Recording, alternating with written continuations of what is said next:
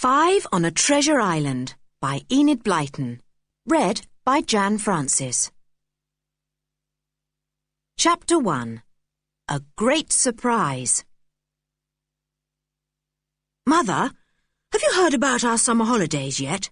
said Julian at the breakfast table. "Can we go to Polzeath as usual?" "I'm afraid not," said his mother. "They are quite full up this year." The 3 children at the breakfast table looked at one another in great disappointment. They did so love the house at Polzeath. The beach was so lovely there too, and the bathing was fine. "Cheer up," said Daddy.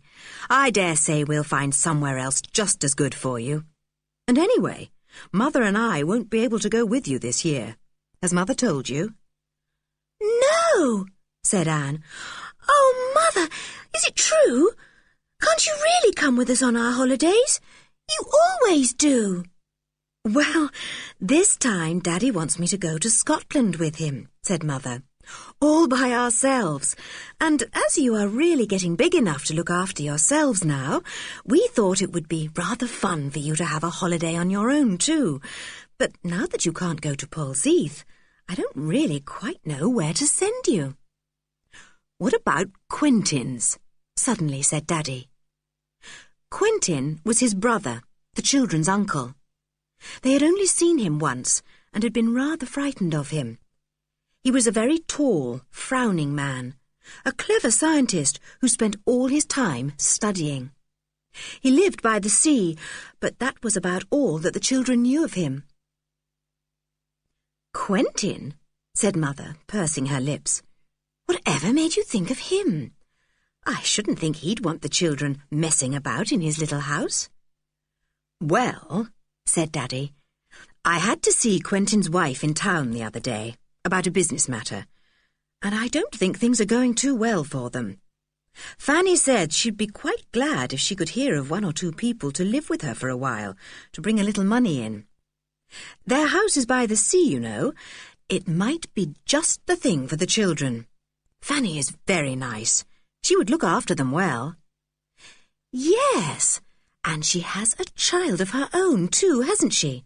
said the children's mother. "Now, let me see. What's her name? Something funny. Yes, Georgina. How old would she be? About 11, I should think." "Same age as me," said Dick. "Fancy having a cousin we've never seen. She must be jolly lonely all by herself. I've got Julian and Anne to play with, but Georgina is just one on her own. I should think she'd be glad to see us." "Well, your Aunt Fanny said that her Georgina would love a bit of company," said Daddy. "You know, I really think that would solve our difficulty. If we telephone to Fanny and arrange for the children to go there. It would help Fanny, I'm sure, and Georgina would love to have someone to play with in the holidays. And we should know that our children were safe." The children began to feel rather excited. It would be fun to go to a place they had never been to before and stay with an unknown cousin. "Are there cliffs and rocks and sands there?" asked Anne. "Is it a nice place?" "I don't remember it very well," said Daddy, "but I feel sure it's an exciting kind of place. Anyway, you'll love it. It's called Kirin Bay. Your Aunt Fanny has lived there all her life and wouldn't leave it for anything." "Oh, Daddy, do telephone to Aunt Fanny and ask her if we can go there," cried Dick. "I just feel as if it's the right place somehow. It sounds sort of adventurous." "Oh, you always say that wherever you go," said Daddy with a laugh. "All right, I'll ring up now and see if there's any chance." They had all finished their breakfast, and they got up to wait for Daddy to telephone. He went out into the hall, and they heard him putting the call through. "I hope it's all right for us," said Julian. "I wonder what Georgina's like. Funny name, isn't it? More like a boy's than a girl's. So, she's 11, a year younger than I am, same age as you, Dick, and a year older than you, Anne. She ought to fit in with us all right. The 4 of us ought to have a fine time together." Daddy came back in about 10 minutes' time, and the children knew at once that he had fixed up everything. He smiled round at them. "Well, that's settled," he said. "Your Aunt Fanny is delighted about it. She says it will be awfully good for Georgina to have company because she's such a lonely little girl, always going off by herself, and she will love looking after you all. Only you'll have to be careful not to disturb your Uncle Quentin. He's working very hard, and he isn't very good-tempered when he's disturbed." "We'll be as quiet as mice in the house," said Dick. "Honestly, we will." "Oh, goody, goody. When are we going, Daddy?" "Next week, if Mother can manage it," said Daddy. Mother nodded her head. "Yes," she said. "There's nothing much to get ready for them. Just bathing suits and jerseys and jeans. They all wear the same."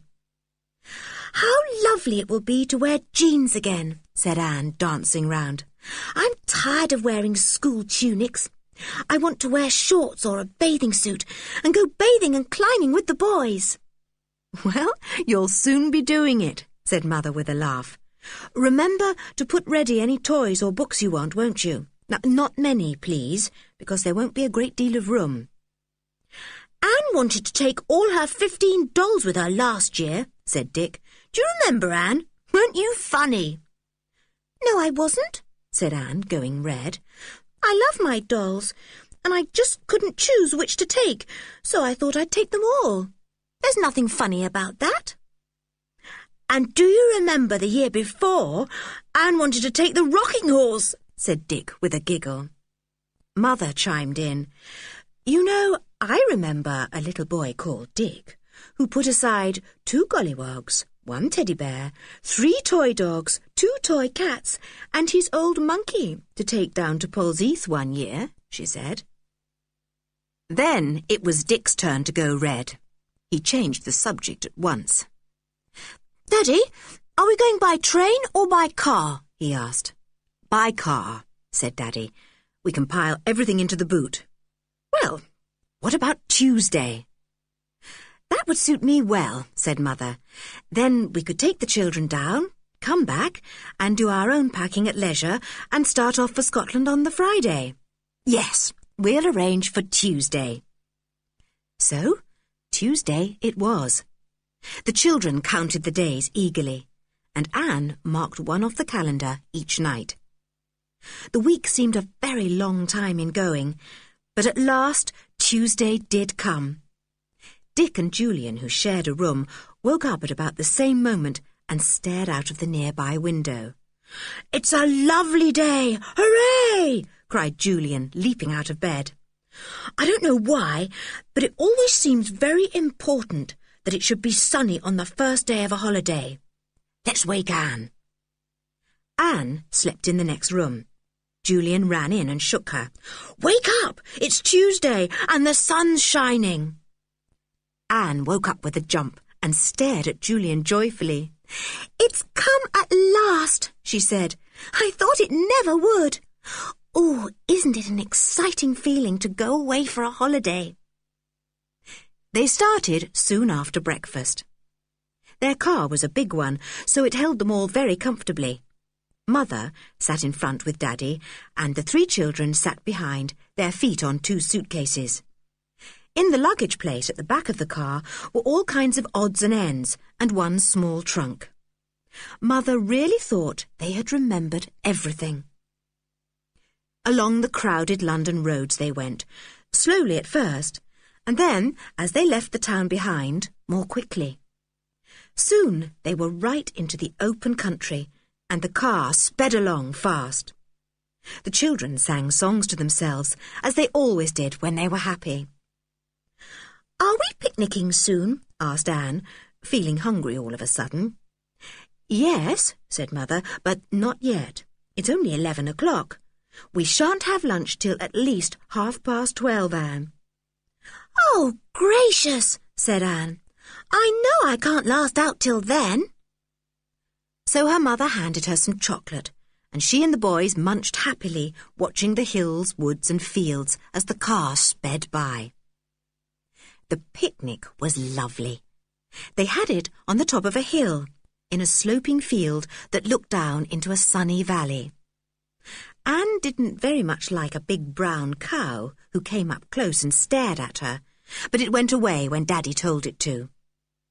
The children ate enormously, and Mother said that instead of having a tea picnic at 4:30, they would have to go to a tea house somewhere because they had eaten all the tea sandwiches as well as the lunch ones. "What time shall we be at Aunt Fanny's?" asked Julian, finishing up the very last sandwich and wishing there were more. "About 6 o'clock, with luck," said Daddy. "Now, who wants to stretch their legs a bit? We've another long spell in the car, you know." The car seemed to eat up the miles as it purred along. Tea time came, and then the 3 children began to feel excited all over again. "We must watch out for the sea," said Dick. "I can smell it somewhere near." He was right. The car suddenly topped a hill, and there was the shining blue sea, calm and smooth in the evening sun. The 3 children gave a yell. "There it is! Isn't it marvellous? Oh, I want to bathe this very minute!" "We shan't be more than 20 minutes now before we're at Kirin Bay," said Daddy. "We've made good time. You'll see the bay soon. It's quite a big one, with a funny sort of island at the entrance of the bay." The children looked out for it as they drove along the coast. Then Julian gave a shout. "There it is! That must be Kirin Bay! Look, Dick! Isn't it lovely and blue?" "And look at the rocky little island guarding the entrance of the bay," said Dick. "I'd like to visit that." "Well, I've no doubt you will," said Mother. "Now, let's look out for Aunt Fanny's house. It's called Kirin Cottage." They soon came to it. It stood on the low cliff overlooking the bay and was a very old house indeed. It wasn't really a cottage, but quite a big house built of old white stone. Roses climbed over the front of it, and the garden was gay with flowers. "Here's Kirin Cottage," said Daddy as he stopped the car in front of it. "It's supposed to be about 300 years old. Now, where's Quentin? Oh, hello, there's Fanny." Chapter 2. The Strange Cousin. The children's aunt had been watching for the car. She came running out of the old wooden door as soon as she saw it draw up outside. The children liked the look of her at once. "Welcome to Kirin," she cried. "Hello, all of you. It's lovely to see you. And what big children!" There were kisses all round, and then the children went into the house. They liked it. It felt old and rather mysterious somehow, and the furniture was old and very beautiful. "Where's Georgina?" asked Anne, looking round for her unknown cousin. "Oh, the naughty girl. I told her to wait in the garden for you," said her aunt. "Now she's gone off somewhere. I must tell you, children, you may find George a bit difficult at first. She's always been one on her own, you know, and at first may not like you being here. But you mustn't take any notice of that. She'll be all right in a short time. I was very glad for George's sake that you were able to come. She badly needs other children to play with." "Do you call her George?" asked Anne in surprise. "I thought her name was Georgina." "So it is," said her aunt, "but George hates being a girl, and we have to call her George as if she was a boy. The naughty girl won't answer if we call her Georgina." The children thought that Georgina sounded rather exciting. They wished she would come, but she didn't. Their Uncle Quentin suddenly appeared instead. He was a most extraordinary-looking man, very tall, very dark, and with a rather fierce frown on his wide forehead. "Hello, Quentin," said Daddy. "It's a long time since I've seen you. I hope these 3 won't disturb you very much in your work." "Quentin is working on a very difficult book," said Aunt Fanny, "but I've given him a room all to himself on the other side of the house, so I don't expect he will be disturbed."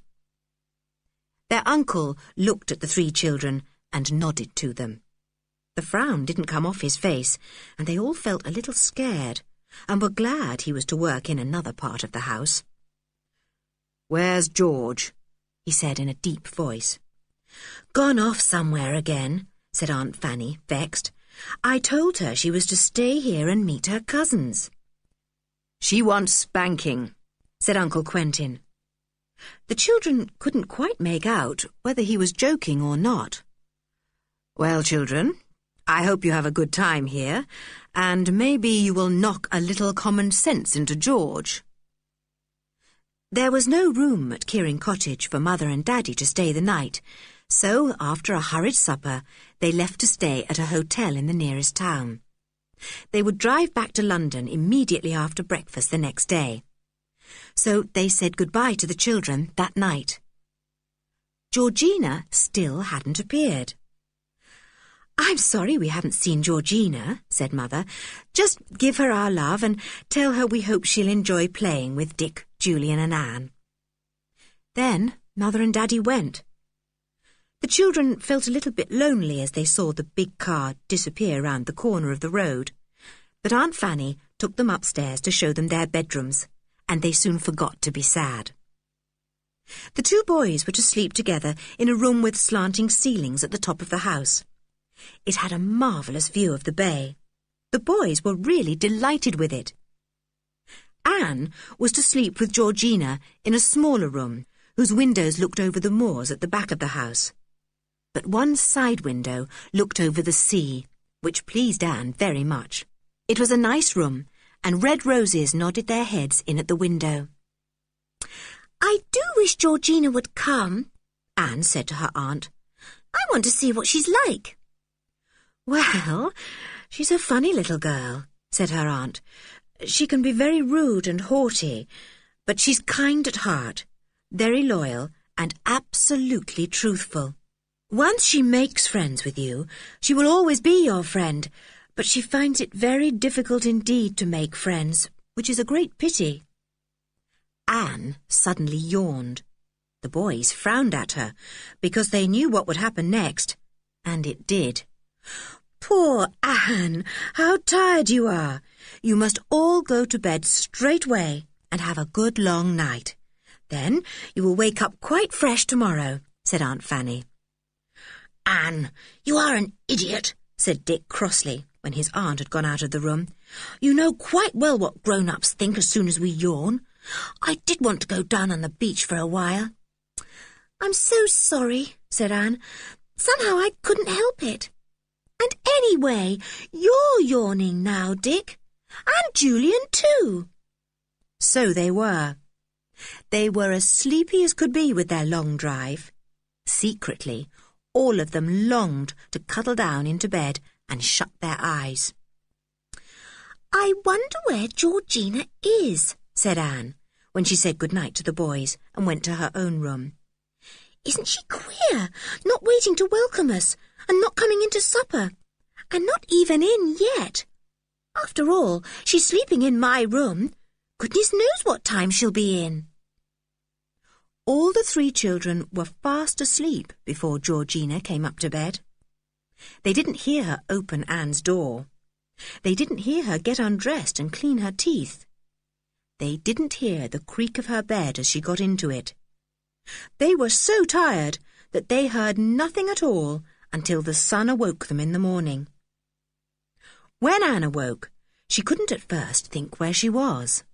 She lay in her little bed and looked up at the slanting ceiling and at the red roses that nodded at the open window, and suddenly remembered, all in a rush, where she was. "I'm at Kirrin Bay, and it's the holidays," she said to herself, and screwed up her legs with joy. Then she looked across at the other bed. In it lay the figure of another child, curled up under the bedclothes. Anne could just see the top of a curly head, and that was all. When the figure stirred a little, Anne spoke. "I say, are you Georgina?" The child in the opposite bed sat up and looked across at Anne. She had very short curly hair, almost as short as a boy's. Her face was burnt a dark brown with the sun, and her very blue eyes looked as bright as forget-me-nots in her face. But her mouth was rather sulky, and she had a frown like her father's. "No," she said, I'm not Georgina. Oh, said Anne in surprise. Then who are you? I'm George, said the girl. I shall only answer if you call me George. I hate being a girl. I won't be. I don't like doing the things that girls do. I like doing the things that boys do. I can climb better than any boy and swim faster too. I can sail a boat as well as any fisher boy on this coast. You're to call me George. Then I'll speak to you. But I shan't if you don't. Oh, said Anne, thinking that her new cousin was most extraordinary. All right. I don't care what I call you. George is a nice name, I think. I don't much like Georgina. Anyway, you look like a boy. Do I really? Said George, the frown leaving her face for a moment. Mother was awfully cross with me when I cut my hair short. I had hair all round my neck. It was awful. The two girls stared at one another for a moment. Don't you simply hate being a girl? Asked George. No, of course not, said Anne. You see, I do like pretty frocks, and I love my dolls, and you can't do that if you're a boy. Phew. Fancy bothering about pretty frocks, said George in a scornful voice. And dolls. Well, you are a baby, that's all I can say. Anne felt offended. You're not very polite, she said. You won't find that my brothers take much notice of you if you act as if you know everything. They're real boys, not pretend boys like you. Well, if they're going to be nasty to me, I shan't take any notice of them, said George, jumping out of bed. I didn't want any of you to come anyway, interfering with my life here. I'm quite happy on my own. Now I've got to put up with that silly girl who likes frocks and dolls and two stupid boy cousins. Anne felt that they had made a very bad beginning. She said no more, but got dressed herself too. She put on her grey jeans and a red jersey. George put on jeans too, and a boy's jersey. Just as they were ready, the boys hammered on their door. Aren't you ready? Is Georgina there? Cousin Georgina, come out and see us. George flung open the door and marched out with her head high. She took no notice of the two surprised boys at all. She stalked downstairs. The other three children looked at one another. She won't answer if you call her Georgina, explained Anne. She's awfully queer, I think. She says she didn't want us to come because we'll interfere with her. She laughed at me and was rather rude. Julian put his arm round Anne, who looked a bit doleful. Cheer up, he said. You've got us to stick up for you. Come on down to breakfast. They were all hungry. The smell of bacon and eggs was very good. They ran down the stairs and said good morning to their aunt. She was just bringing the breakfast to the table. Their uncle was sitting at the head reading his paper. He nodded at the children. They sat down without a word, wondering if they were allowed to speak at meals. They always were at home, but their Uncle Quentin looked rather fierce. George was there, buttering a piece of toast. She scowled at the three children. Don't look like that, George, said her mother. I hope you've made friends already. It will be fun for you to play together. You must take your cousins to see the bay this morning and show them the best places to bathe. I'm going fishing, said George. Her father looked up at once. You are not, he said. You are going to show a few good manners for a change and take your cousins to the bay. Do you hear me? Yes, said George with a scowl exactly like her father's. Oh, we can go to the bay by ourselves all right, if George is going fishing, said Anne at once, thinking that it would be nice not to have George if she was in a bad temper. George will do exactly as she's told, said her father. If she doesn't, I shall deal with her.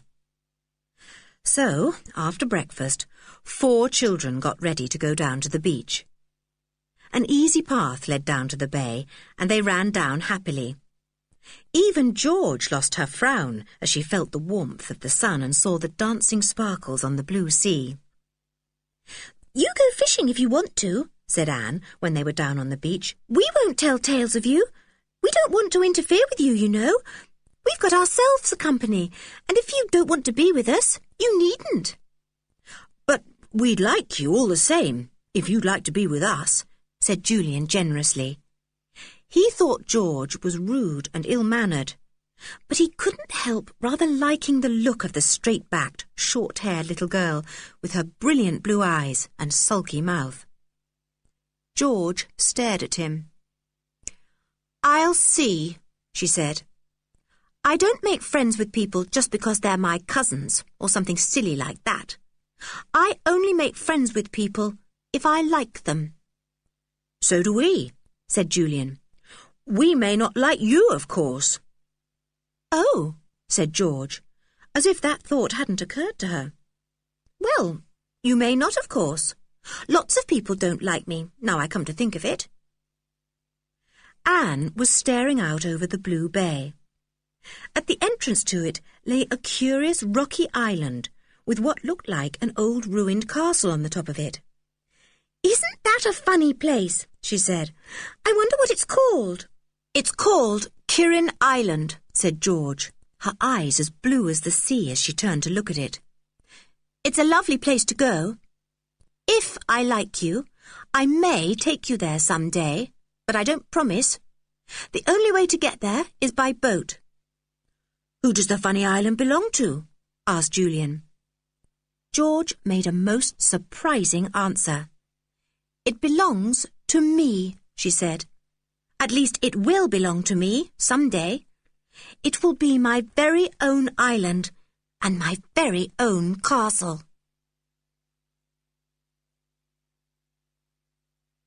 Chapter 3.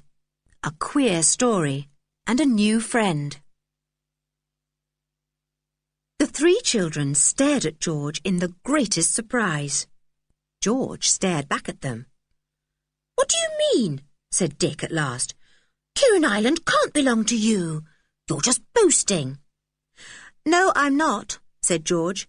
"You ask Mother. If you're not going to believe what I say, I won't tell you another word more. But I don't tell untruths. I think it's being a coward if you don't tell the truth, and I'm not a coward." Julian remembered that Aunt Fanny had said that George was absolutely truthful, and he scratched his head and looked at George again. How could she be possibly telling the truth? "Well, of course we'll believe you if you tell us the truth," he said. "But it does sound a bit extraordinary, you know. Really it does. Children don't usually own islands, even funny little ones like that." "It isn't a funny little island," said George fiercely. "It's lovely. There are rabbits there, as tame as can be, and the big cormorants sit on the other side, and all kinds of gulls go there. The castle is wonderful too, even if it is all in ruins." "It sounds fine," said Dick. "How does it belong to you, Georgina?" George glared at him and didn't answer. "Sorry," said Dick hastily. "I didn't mean to call you Georgina. I meant to call you George." "Go on, George. Tell us how the island belongs to you," said Julian, slipping his arm through his sulky little cousin's. She pulled away from him at once. "Don't do that," she said. "I'm not sure that I want to make friends with you yet." All right, said Julian, losing patience. "Be enemies or anything you like. We don't care. But we like your mother awfully, and we don't want her to think we won't make friends with you." "Do you like my mother?" said George, her bright blue eyes softening a little. "Yes, she's a dear, isn't she?" "Well, all right. I'll tell you how Kirin Castle belongs to me. Come and sit down here in this corner where nobody can hear us." They all sat down in a sandy corner of the beach. George looked across at the little island in the bay. "It's like this," she said. "Years ago, my mother's people owned nearly all the land round here. Then they got poor and had to sell most of it. But they could never sell that little island because nobody thought it worth anything, especially as the castle had been ruined for years." "Fancy nobody wanting to buy a dear little island like that," said Dick. "I'd buy it at once if I had the money." "All that's left of what Mother's family owned is our own house Kirin Cottage, and a farm a little way off, and Kirin Island, said George. Mother says when I'm grown up it will be mine. She says she doesn't want it now either, so she's sort of given it to me. It belongs to me. It's my own private island, and I don't let anyone go there unless they get my permission. The 3 children stared at her. They believed every word George said, for it was quite plain that the girl was speaking the truth. Fancy having an island of your very own. They thought she was very lucky indeed. "Oh, Georgina! George," said Dick. "I do think you're lucky. It looks such a nice island. I hope you'll be friends with us and take us there one day soon. You simply can't imagine how we'd love it." "Well, I might," said George, pleased at the interest she had caused. "I'll see. I never have taken anyone there yet, though some of the boys and girls round here have begged me to. But I don't like them, so I haven't." There was a little silence as the 4 children looked out over the bay to where the island lay in the distance. The tide was going out. It almost looked as if they could wade over to the island. Dick asked if it was possible. "No," said George. "I told you. It's only possible to get to it by boat. It's farther out than it looks, and the water is very, very deep. There are rocks all about, too. You have to know exactly where to row a boat, or you bump into them. It's a dangerous bit of coast here. There are lots of wrecks about." "Wrecks?" cried Julian, his eyes shining. "I say, I've never seen an old wreck. Are there any to see?" "Not now," said George. "They've all been cleared up, except one, and that's the other side of the island. It's deep down in the water. You can just see the broken mast if you row over it on a calm day and look down into the water. That wreck really belongs to me too."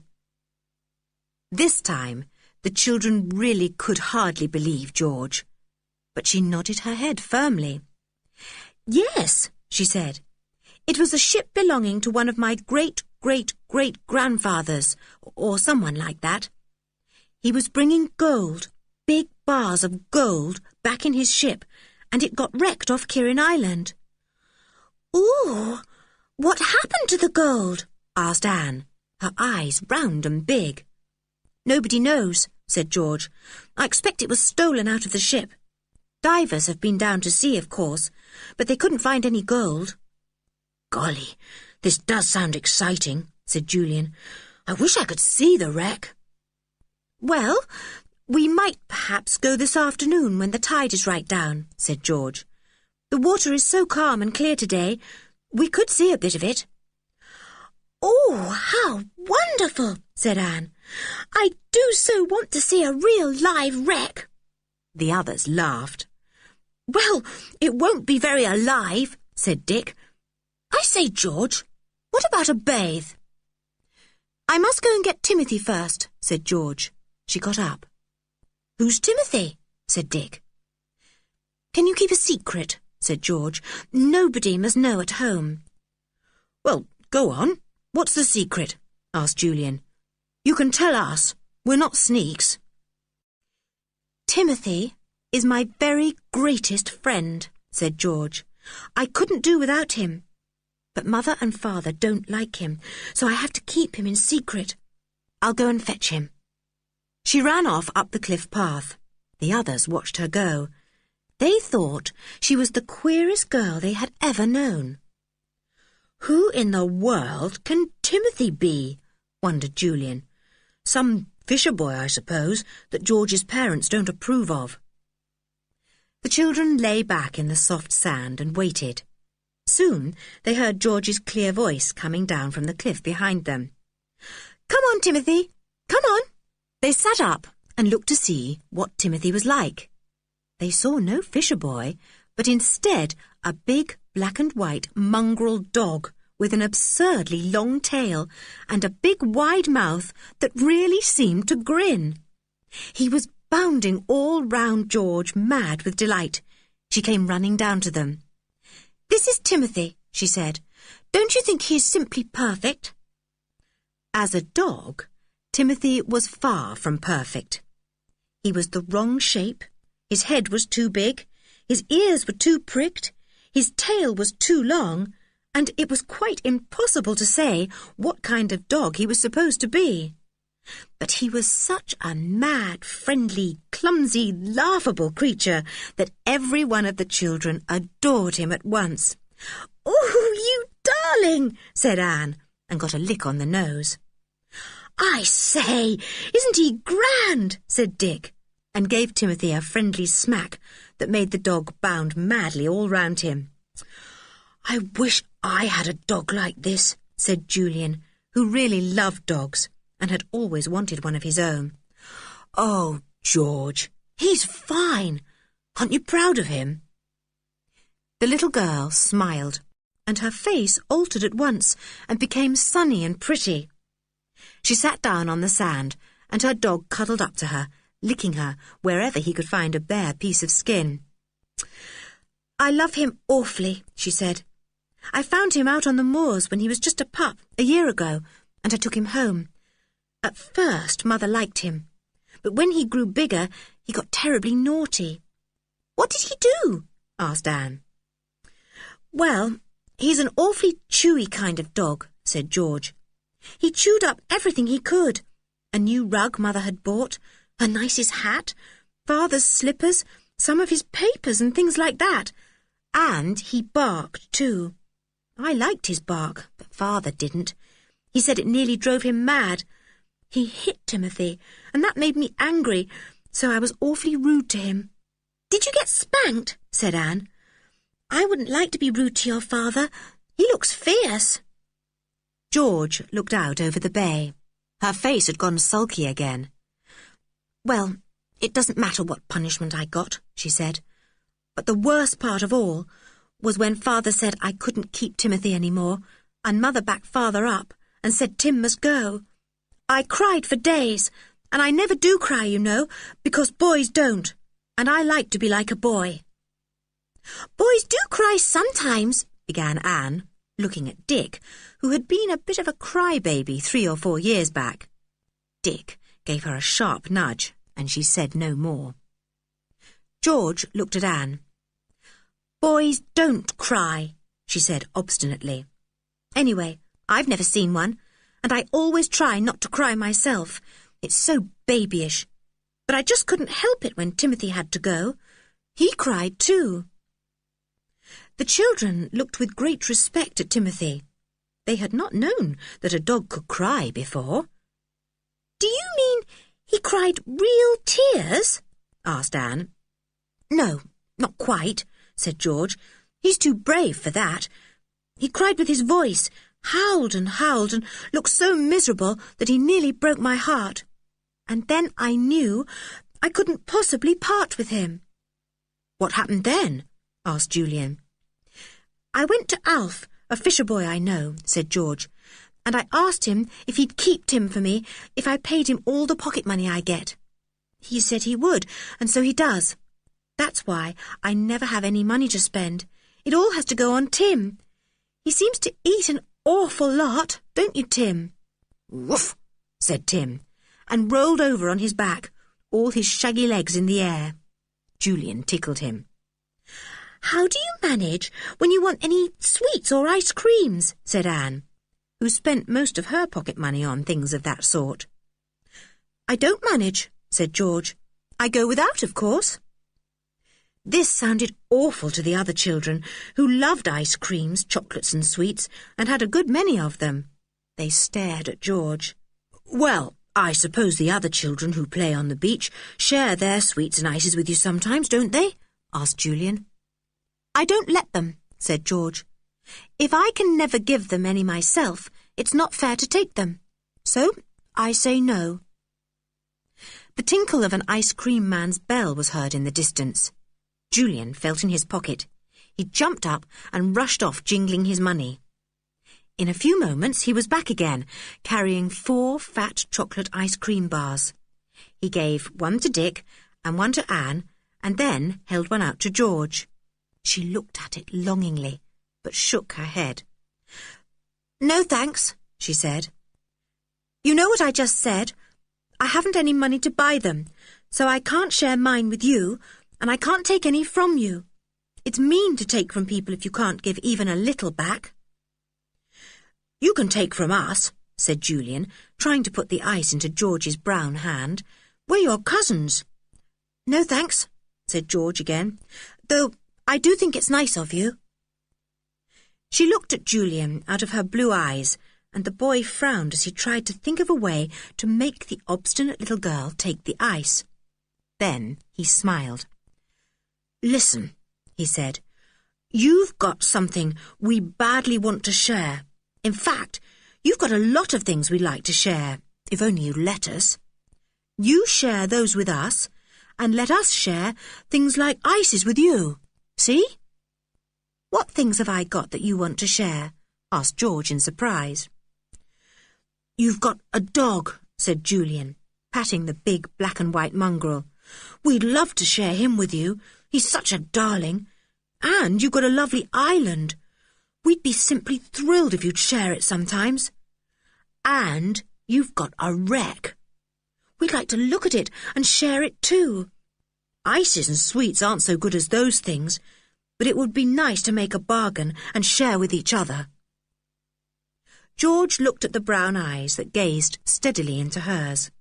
She couldn't help liking Julian. It wasn't her nature to share anything. She had always been an only child, a lonely, rather misunderstood little girl, fierce and hot-tempered. She had never had any friends of her own. Timothy looked up at Julian and saw that he was offering something nice and chocolatey to George. He jumped up and licked the boy with his friendly tongue. "There you are, you see. Tim wants to be shared," said Julian with a laugh. "It would be nice for him to have 3 new friends." "Yes, it would," said George, giving in suddenly and taking the chocolate bar. "Thank you, Julian. I will share with you. But promise you'll never tell anyone at home that I'm still keeping Timothy." "Of course we'll promise," said Julian. "But I can't imagine that your father or mother would mind, so long as Tim doesn't live in their house. How's the ice? Is it nice?" "Ooh, the loveliest one I've ever tasted," said George, nibbling at it. "It's so cold. I haven't had one this year. It's simply delicious." Timothy tried to nibble it too. George gave him a few crumbs at the end. Then she turned and smiled at the 3 children. "You're nice," she said. "I'm glad you've come after all. Let's take a boat out this afternoon and row round the island to have a look at the wreck, shall we?" "Rather," said all 3 at once, and even Timothy wagged his tail as if he understood. Chapter 4. An exciting afternoon. They all had a bathe that morning, and the boys found that George was a much better swimmer than they were. She was very strong and very fast, and she could swim underwater too, holding her breath for ages. "You're jolly good," said Julian admiringly. "It's a pity Anne isn't a bit better. Anne, you'll have to practice your swimming strokes hard, or you'll never be able to swim out as far as we do." They were all very hungry at lunchtime. They went back up the cliff path, hoping there would be lots to eat. And there was. Cold meat and salad, plum pie and custard, and cheese afterwards. How the children tucked in. "What are you going to do this afternoon?" asked George's mother. "George is going to take us out in a boat to see the wreck on the other side of the island," said Anne. Her aunt looked most surprised. "George is going to take you?" she said. "Why, George, what's come over you? You've never taken a single person before, though I've asked you 2 dozens of times." George said nothing, but went on eating her plum pie. She hadn't said a word all through the meal. Her father had not appeared at the table, much to the children's relief. "Well, George, I must say I'm pleased that you want to try and do what your father said," began her mother again, but George shook her head. "I'm not doing it because I've got to," she said. "I'm doing it because I want to. I wouldn't have taken anyone to see my wreck, not even the Queen of England, if I didn't like them." Her mother laughed. "Well, it's good news that you like your cousins," she said. "I hope they like you." "Oh, yes," said Anne eagerly, anxious to stick up for her strange cousin. "We do like George, and we like Tip." She was just about to say that they liked Timothy too, when she got such a kick on her ankle that she cried out in pain and the tears came into her eyes. George glared at her. "George, why did you kick Anne like that when she was saying nice things about you?" cried her mother. "Leave the table at once. I won't have such behaviour." George left the table without a word. She went out into the garden. She had just taken a piece of bread and cut herself some cheese. It was all left on her plate. The other three stared at it in distress. Anne was upset. How could she have been so silly as to forget she mustn't mention Tim? "Oh, please call George back," she said. "She didn't mean to kick me. It was an accident." But her aunt was very angry with George. "Finish your meal," she said to the others. "I expect George will go into the sulks now.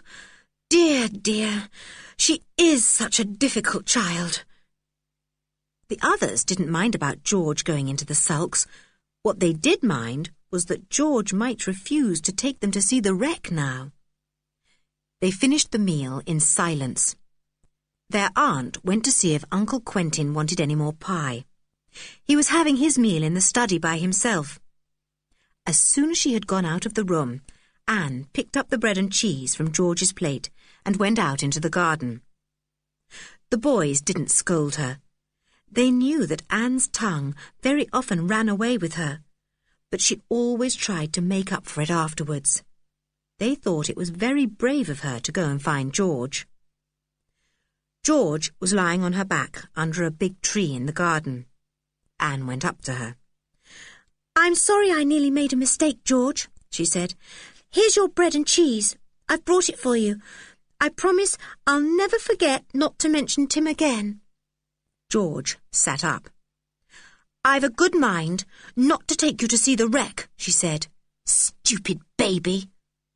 Anne's heart sank. This was what she had feared. "Well," she said, "you needn't take me, of course, but you might take the boys, George. After all, they didn't do anything silly. And anyway, you gave me an awful kick. Look at the bruise." George looked at it. Then she looked at Anne. "But wouldn't you be miserable if I took Julian and Dick without you?" she asked. "Of course," said Anne. "But I don't want to make them miss a treat, even if I have to." Then George did a surprising thing for her. She gave Anne a hug. Then she immediately looked most ashamed of herself, for she felt sure that no boy would have done that, and she always tried to act like a boy. "It's all right," she said gruffly, taking the bread and cheese. "You were nearly very silly, and I gave you a kick. So it's all square. Of course you can come this afternoon." Anne sped back to tell the boys that everything was all right, and in 15 minutes' time 4 children ran down to the beach. By a boat was a brown-faced fisher boy, about 14 years old. He had Timothy with him. "Boat's all ready, Master George," he said with a grin, "and Tim's ready too." "Thanks," said George, and told the others to get in. Timothy jumped in too, his big tail wagging 19 to the dozen. George pushed the boat off into the surf and then jumped in herself. She took the oars. She rowed splendidly, and the boat shot along over the blue bay. It was a wonderful afternoon, and the children loved the movement of the boat over the water. Timothy stood at the prow and barked whenever a wave reared its head. "He's funny on a wild day," said George, pulling hard. "He barks madly at the big waves and gets so angry if they splash him. He's an awfully good swimmer." "Isn't it nice to have a dog with us?" said Anne, anxious to make up for her mistake. "I do so like him." "Ruff," said Timothy in his deep voice, and turned round to lick Anne's ear. I'm sure he knew what I said, said Anne in delight. Of course he did, said George. He understands every single word. I say, we're getting near to your island now, said Julian in excitement. It's bigger than I thought. And isn't the castle exciting? They drew near to the island, and the children saw that there were sharp rocks all round about it. Unless anyone knew exactly the way to take, no boat or ship could possibly land on the shore of the rocky little island. In the very middle of it, on a low hill, rose the ruined castle. It had been built of big white stones. Broken archways, tumble-down towers, ruined walls. That was all that was left of a once beautiful castle, proud and strong. Now the jackdaws nested in it, and the gulls sat on the topmost stones. It looks awfully mysterious, said Julian. How I'd love to land there and have a look at the castle. Wouldn't it be fun to spend a night or two here? George stopped rowing. Her face lighted up. I say, she said in delight, do you know, I never thought how lovely that would be, to spend a night on my island, to be there all alone, the four of us, to get our own meals and pretend we really lived there. Wouldn't it be grand? Yes, rather, said Dick, looking longingly at the island. Do you suppose your mother would let us? I don't know, said George. She might. You could ask her. Can't we land there this afternoon? Asked Julian. No, not if you want to see the wreck, said George. We've got to get back for tea today, and it will take all the time to row round to the other side of Kirin Island and back. Well, I'd like to see the wreck, said Julian, torn between the island and the wreck. Here, let me take the oars for a bit, George. You can't do all the rowing. I can, said George, but I'd quite enjoy lying back in the boat for a change. Look, I'll just take you by this rocky bit, and then you can take the oars till we come to another awkward piece. Honestly, the rocks around this bay are simply dreadful. George and Julian changed places in the boat. Julian rowed well, but not so strongly as George.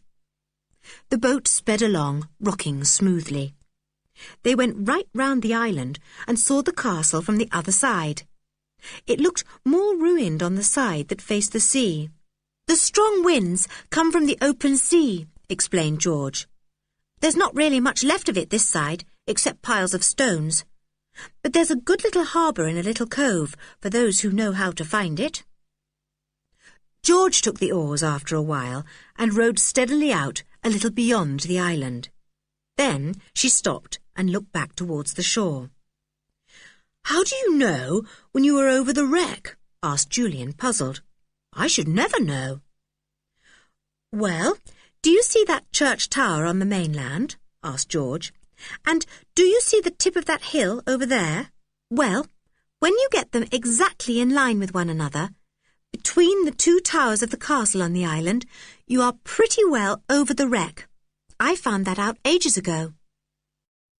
The children saw that the tip of the far-off hill and the church tower were practically in line when they looked at them between the two old towers of the island castle. They looked eagerly down into the sea to see if they could spy the wreck. The water was perfectly clear and smooth. There was hardly a wrinkle. Timothy looked down into it too, his head on one side, his ears cocked, just as if he knew what he was looking for. The children laughed at him. We're not exactly over it, said George, looking down too.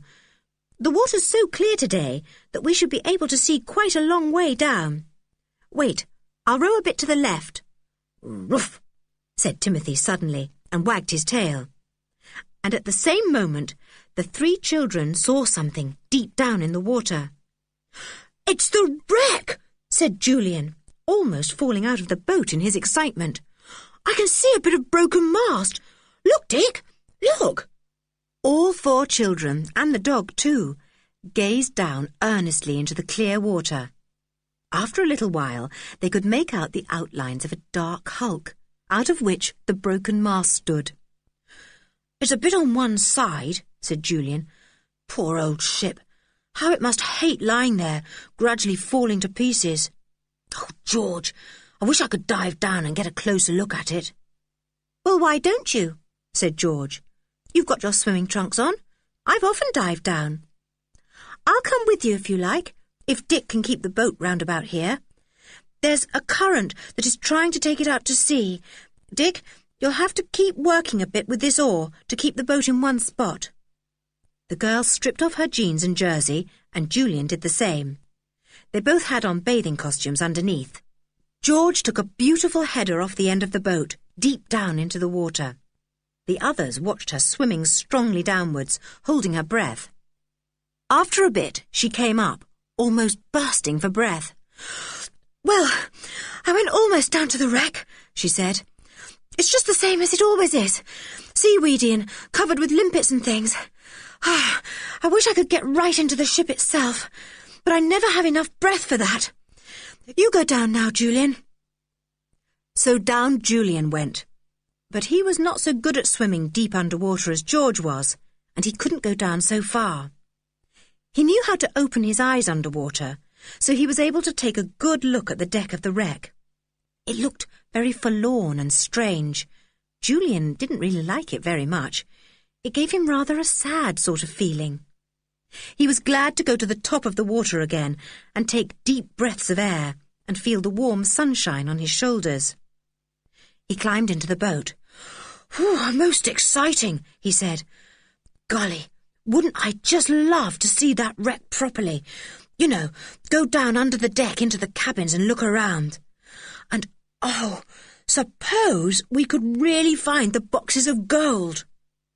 "That's impossible," said George. "I told you, proper divers have already gone down and found nothing. What's the time? I say, we'll be late if we don't hurry back now." They did hurry back, and managed to be only about 5 minutes late for tea. Afterwards, they went for a walk over the moors, with Timothy at their heels, and by the time that bedtime came, they were all so sleepy that they could hardly keep their eyes open. "Well, good night, George," said Anne, snuggling down into her bed. "We've had a lovely day, thanks to you."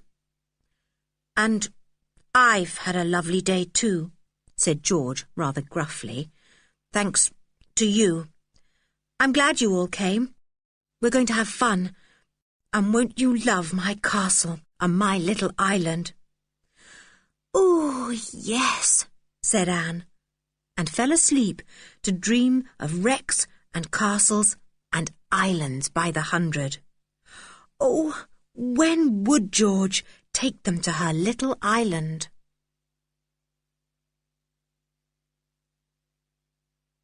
Chapter 5. A Visit to the Island. The children's aunt arranged a picnic for them the next day, and they all went off to a little cove, not far off, where they could bathe and paddle to their heart's content. They had a wonderful day, but secretly Julian, Dick and Anne wished they could have visited George's island. They would rather have done that than anything. George didn't want to go for the picnic, not because she disliked picnics, but because she couldn't take her dog. Her mother went with the children, and George had to pass a whole day without her beloved Timothy. "Bad luck," said Julian, who guessed what she was brooding about. "I can't think why you don't tell your mother about old Tim. I'm sure she wouldn't mind you letting someone else keep him for you. I know my mother wouldn't." "I'm not going to tell anybody but you," said George. "I get into awful trouble at home always. I dare say it's my fault, but I get a bit tired of it. You see, Daddy doesn't make much money with the learned books he writes, and he's always wanting to give Mother and me things he can't afford, so that makes him bad-tempered. He wants to send me away to a good school, but he hasn't got the money. I'm glad. I don't want to go away to school. I like being here. I couldn't bear to part with Timothy." "You'd like boarding school," said Anne. "We'd all go. It's fun." "No, it isn't," said George obstinately. It must be awful to be one of a crowd, to have other girls all laughing and yelling round you. I should hate it." "No, you wouldn't," said Anne. "All that is great fun. It would be good for you, George, I should think." "If you start telling me what is good for me, I shall hate you," said George, suddenly looking very fierce. "Mother and Father are always saying that things are good for me, and they are always the things I don't like." All right, said Julian, beginning to laugh. "My goodness, how you do go up in smoke. Honestly, I believe anyone could light a cigarette from the sparks that fly from your eyes." That made George laugh, though she didn't want to. It was really impossible to sulk with good-tempered Julian. They went off to bathe in the sea for the 5th time that day. Soon they were all splashing about happily, and George found time to help Anne to swim. The little girl hadn't got the right stroke, and George felt really proud when she had taught her. "Oh, thanks," said Anne, struggling along. "I'll never be as good as you, but I'd like to be as good as the boys." As they were going home, George spoke to Julian. "Could you say that you want to go and buy a stamp or something?" she said. "Then I could go with you and just have a peep at old Tim. He'll be wondering why I haven't taken him out all day." "Right," said Julian.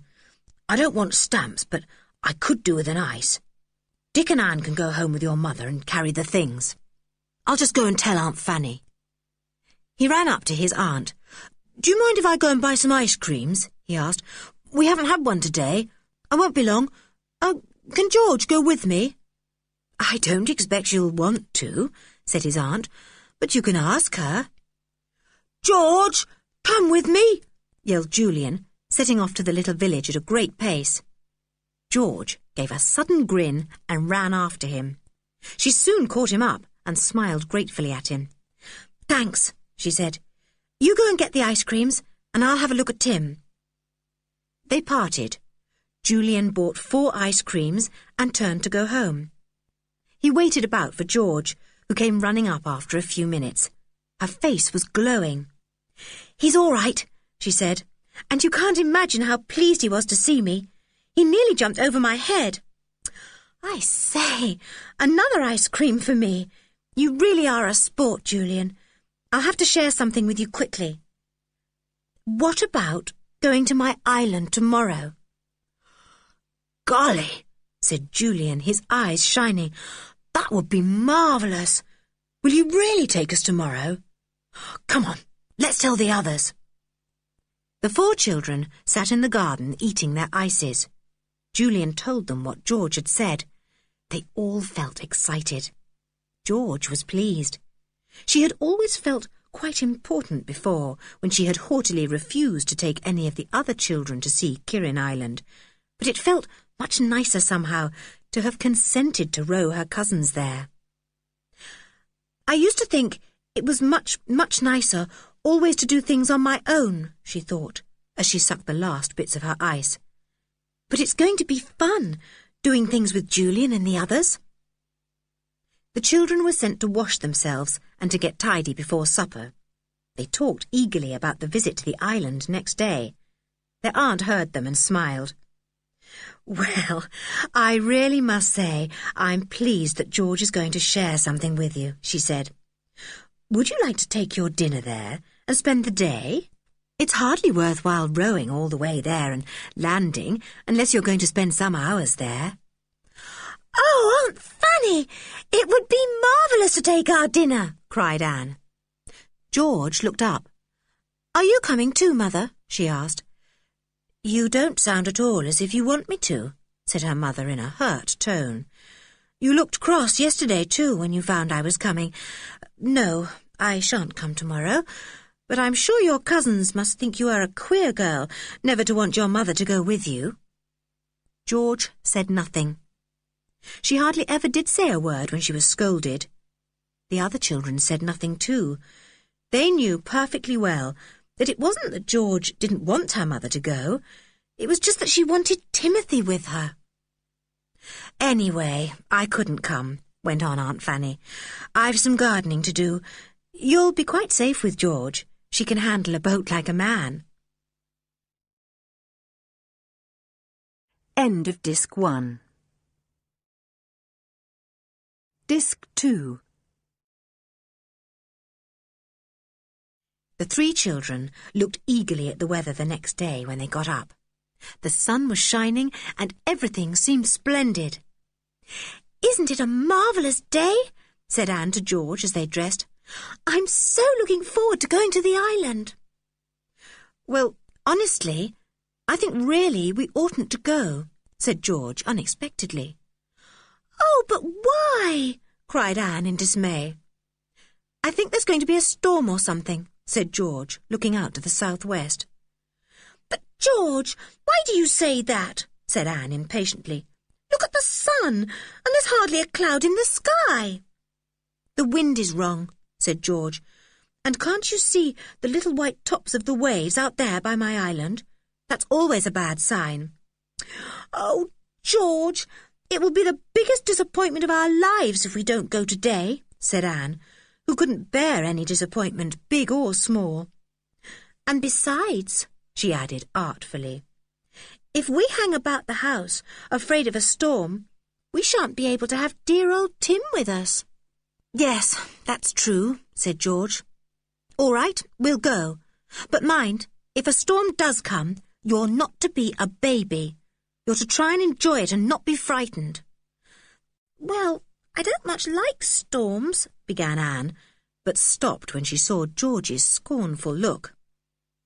They went down to breakfast, and George asked her mother if they could take their dinner as they had planned. "Yes," said her mother. "You and Anne can help to make the sandwiches. You boys can go into the garden and pick some ripe plums to take with you. Julian, you can go down to the village when you've done that and buy some bottles of lemonade or ginger beer, whichever you like." "Ginger pop for me, thanks," said Julian, and everyone else said the same. They all felt very happy. It would be marvellous to visit the queer little island. George felt happy because she would be with Tim all day. They set off at last, the food in 2 kit bags. The first thing they did was to fetch Tim. He was tied up in the Fisher boy's backyard. The boy himself was there and grinned at George. "Morning, Master George," he said. It seemed so queer to the other children to hear Georgina called Master George. "Tim's been barking his head off for you. I guess he knew you were coming for him today." "Of course he did," said George, untying him. He at once went completely mad and tore round and round the children, his tail down and his ears flat. "He'd win any race if only he was a greyhound," said Julian admiringly. "You could hardly see him for dust. Tim! Hi, Tim! Come and say good morning." Tim leapt up and licked Julian's left ear as he passed on his whirlwind way. Then he sobered down and ran lovingly by George as they all made their way to the beach. He licked George's bare legs every now and then, and she pulled at his ears gently. They got into the boat, and George pushed off. The Fisher boy waved to them. "You won't be very long, will you?" he called. "There's a storm blowing up. Bad one it'll be, too." "I know," shouted back George. "But maybe we'll get back before it begins. It's pretty far off yet." George rowed all the way to the island. Tim stood at each end of the boat in turn, barking when the waves reared up at him. The children watched the island coming closer and closer. It looked even more exciting than it had the other day. "George, where are you going to land?" asked Julian. "I simply can't imagine how you know your way in and out of these awful rocks. I'm afraid every moment we'll bump into them." "I'm going to land at the little cove I told you about the other day," said George. "There's only one way to it, but I know it very well. It's hidden away on the east side of the island." The girl cleverly worked her boat in and out of the rocks, and suddenly, as it rounded a low wall of sharp rocks, the children saw the cove she had spoken of. It was like a natural little harbour, and was a smooth inlet of water running up to a stretch of sand sheltered between high rocks. The boat slid into the inlet and at once stopped rocking, for here the water was like glass and had hardly a wrinkle. "I say, this is fine," said Julian, his eyes shining with delight. George looked at him, and her eyes shone too, as bright as the sea itself. It was the first time she had ever taken anyone to her precious island, and she was enjoying it. They landed on the smooth yellow sand. "We're really on the island," said Anne, and she capered about, Tim joining her and looking as mad as she did. The others laughed. George pulled the boat high up on the sand. "Why so far up?" said Julian, helping her. "The tide's almost in, isn't it? Surely it won't come as high as this." "I told you I thought a storm was coming," said George. "If one does, the waves simply tear up this inlet, and we don't want to lose our boat, do we?" "Let's explore the island! Let's explore the island!" yelled Anne, who was now at the top of the little natural harbour, climbing up the rocks there. "Oh, do come on!" They all followed her. It really was a most exciting place. Rabbits were everywhere. They scuttled about as the children appeared, but did not go into their holes. "Aren't they awfully tame?" said Julian in surprise. "Well, nobody ever comes here but me," said George, "and I don't frighten them. Tim, if you go after the rabbits, I'll spank you." Tim turned big, sorrowful eyes onto George. He and George agreed about every single thing except rabbits. To Tim, rabbits were made for one thing, to chase. He never could understand why George wouldn't let him do this. But he held himself in and walked solemnly by the children, his eyes watching the lolloping rabbits longingly. "I believe they would almost eat out of my hand," said Julian. But George shook her head. "No, I've tried that with them," she said. "They won't. Look at those baby ones. Aren't they lovely?" "Ruff," said Tim, agreeing, and he took a few steps towards them. George made a warning noise in her throat, and Tim walked back, his tail down. "There's the castle," said Julian. "Shall we explore that now? I do want to." "Yes, we will," said George. "Look, that is where the entrance used to be, through that big broken archway." The children gazed at the enormous old archway, now half broken down. Behind it were ruined stone steps leading towards the centre of the castle. "It had strong walls all round it, with 2 towers, said George. "One tower is almost gone, as you can see, but the other is not so bad. The jackdaws build in that one every year. They've almost filled it up with their sticks." As they came near to the better tower of the two, the jackdaws circled round them with loud cries of "Jack! Jack! Jack!" Tim leapt into the air as if he thought he could get them, but they only called mockingly to him. "This is the centre of the castle," said George, as they entered through a ruined doorway into what looked like a great yard, whose stone floor was now overgrown with grass and other weeds. "Here is where the people used to live. You can see where the rooms were. Look, there's one almost whole there. Go through that little door and you'll see it." They trooped through a doorway and found themselves in a dark, stone-walled, stone-roofed room with a space at one end where a fireplace must have been. 2 slit-like windows lighted the room. It felt very queer and mysterious. "What a pity it's all broken down," said Julian, wandering out again. "That room seems to be the only one quite whole. There are some others here, but all of them seem to have either no roof or one or other of the walls gone. That room is the only livable one. Was there an upstairs to the castle, George?" "Of course," said George, "but the steps that led up are gone. Look, you can see part of an upstairs room there, by the jackdaw tower. You can't get up to it, though, because I've tried. I nearly broke my neck trying to get up. The stones crumble away so." "Were there any dungeons?" asked Dick. "I don't know," said George. "I expect so, but nobody could find them now. Everywhere is so overgrown." It was indeed overgrown. Big blackberry bushes grew here and there, and a few gorse bushes forced their way into gaps and corners. The coarse green grass sprang everywhere, and pink thrift grew its cushions in holes and crannies. "Well, I think it's a perfectly lovely place," said Anne. "Perfectly and absolutely lovely." "Do you really?" said George, pleased. "I'm so glad. Look, we're right on the other side of the island now, facing the sea. Do you see those rocks with those queer big birds sitting there?" The children looked. They saw some rocks sticking up, with great black shining birds sitting on them in queer positions. "They are cormorants," said George. "They've caught plenty of fish for their dinner, and they're sitting there digesting it.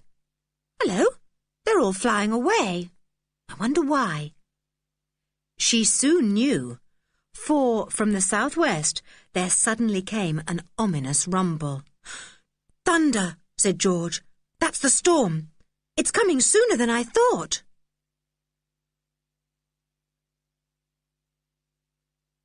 Chapter 6. What the Storm Did. The 4 children stared out to sea. They had all been so interested in exploring the exciting old castle that not one of them had noticed the sudden change in the weather. Another rumble came. It sounded like a big dog growling in the sky. Tim heard it and growled back, sounding like a small roll of thunder himself. "My goodness, we're in for it now," said George, half alarmed. "We can't get back in time, that's certain. It's blowing up at top speed. Did you ever see such a change in the sky?" The sky had been blue when they started. Now it was overcast, and the clouds seemed to hang very low indeed. They scudded along as if someone was chasing them, and the wind howled round in such a mournful way that Anne felt quite frightened. "It's beginning to rain," said Julian, feeling an enormous drop spatter on his outstretched hand. "We had better shelter, hadn't we, George? We shall get wet through." "Yes, we will in a minute," said George. "I say, just look at these big waves coming. My word, it really is going to be a storm. Golly, what a flash of lightning!" The waves were certainly beginning to run very high indeed. It was queer to see what a change had come over them. They swelled up, turned over as soon as they came to the rocks, and then rushed up the beach of the island with a great roar. "I think we'd better pull our boat up higher still," said George suddenly. "It's going to be a very bad storm indeed. Sometimes these sudden summer storms are worse than a winter one." She and Julian ran to the other side of the island where they had left the boat. It was a good thing they went, for great waves were already racing right up to it. The 2 children pulled the boat up almost to the top of the low cliff, and George tied it to a stout gorse bush growing there. By now the rain was simply pelting down, and George and Julian were soaked. "I hope the others have been sensible enough to shelter in that room that has a roof and walls," said George. They were there all right, looking rather cold and scared. It was very dark there, for the only light came through the 2 slits of windows and the small doorway. "Could we light a fire to make things a bit more cheerful?" said Julian, looking round. "I wonder where we can find some nice dry sticks." Almost as if they were answering the question, a small crowd of jackdaws cried out wildly as they circled in the storm. "Jack! Jack! Jack!" "Of course, there are plenty of sticks on the ground below the tower," cried Julian. "You know, where the jackdaws nest. They've dropped lots of sticks there." He dashed out into the rain and ran to the tower. He picked up an armful of sticks and ran back. "Good," said George. "We'll be able to make a nice fire with those. Anyone got any paper to start it, or matches?" "I've got some matches," said Julian, "but nobody's got paper." "Yes," said Anne suddenly. "The sandwiches are wrapped in paper. Let's undo them, and then we can use the paper for the fire." "Good idea," said George. So they undid the sandwiches and put them neatly on a broken stone, rubbing it clean first. Then they built up a fire with the paper underneath and the sticks arranged criss-cross on top. It was fun when they lighted the paper. It flared up and the sticks at once caught fire, for they were very old and dry. Soon there was a fine cracking fire going, and the little ruined room was lighted by dancing flames. It was very dark outside now, for the clouds hung almost low enough to touch the top of the castle tower. And how they raced by!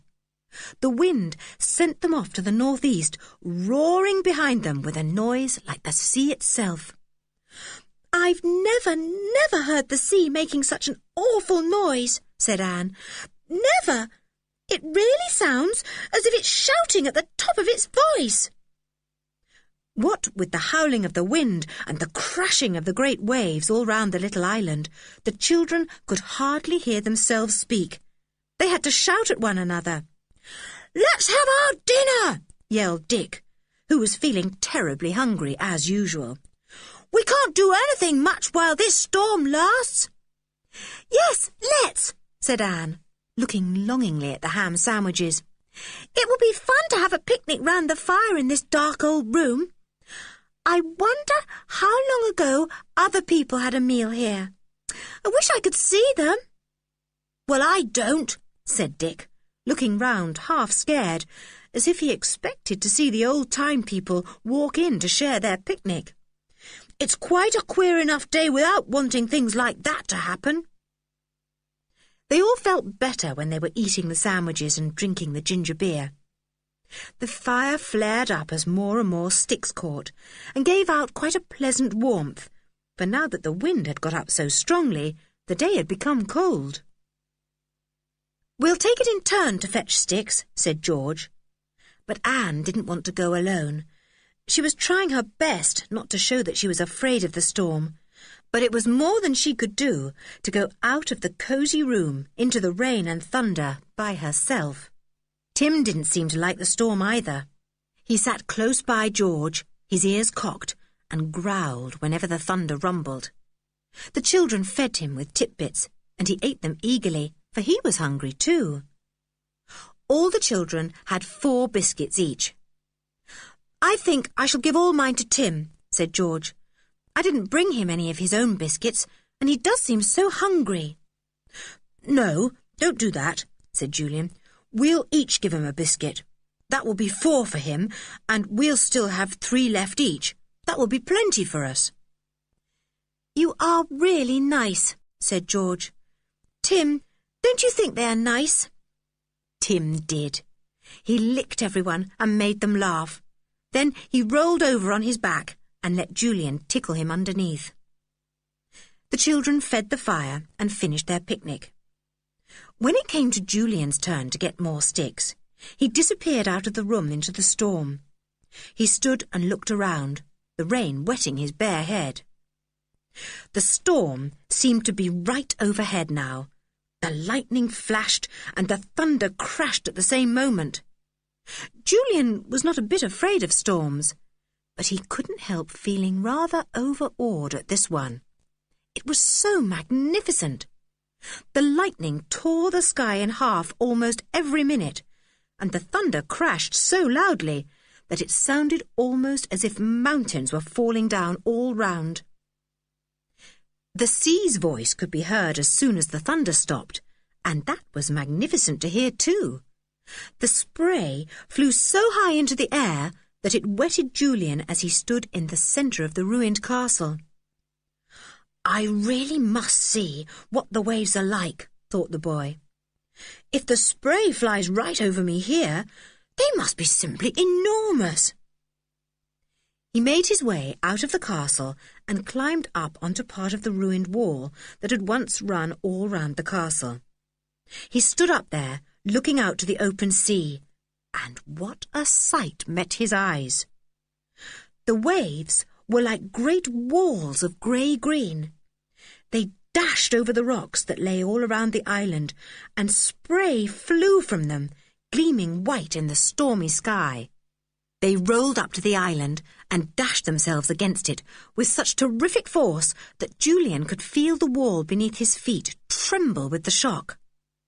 The boy looked out to sea, marvelling at the really great sight he saw. For half a moment he wondered if the sea might come right over the island itself. Then he knew that couldn't happen, for it would have happened before. He stared at the great waves coming in, and then he saw something rather queer. There was something else out on the sea by the rocks, besides the waves. Something dark, something big, something that seemed to lurch out of the waves and settle down again.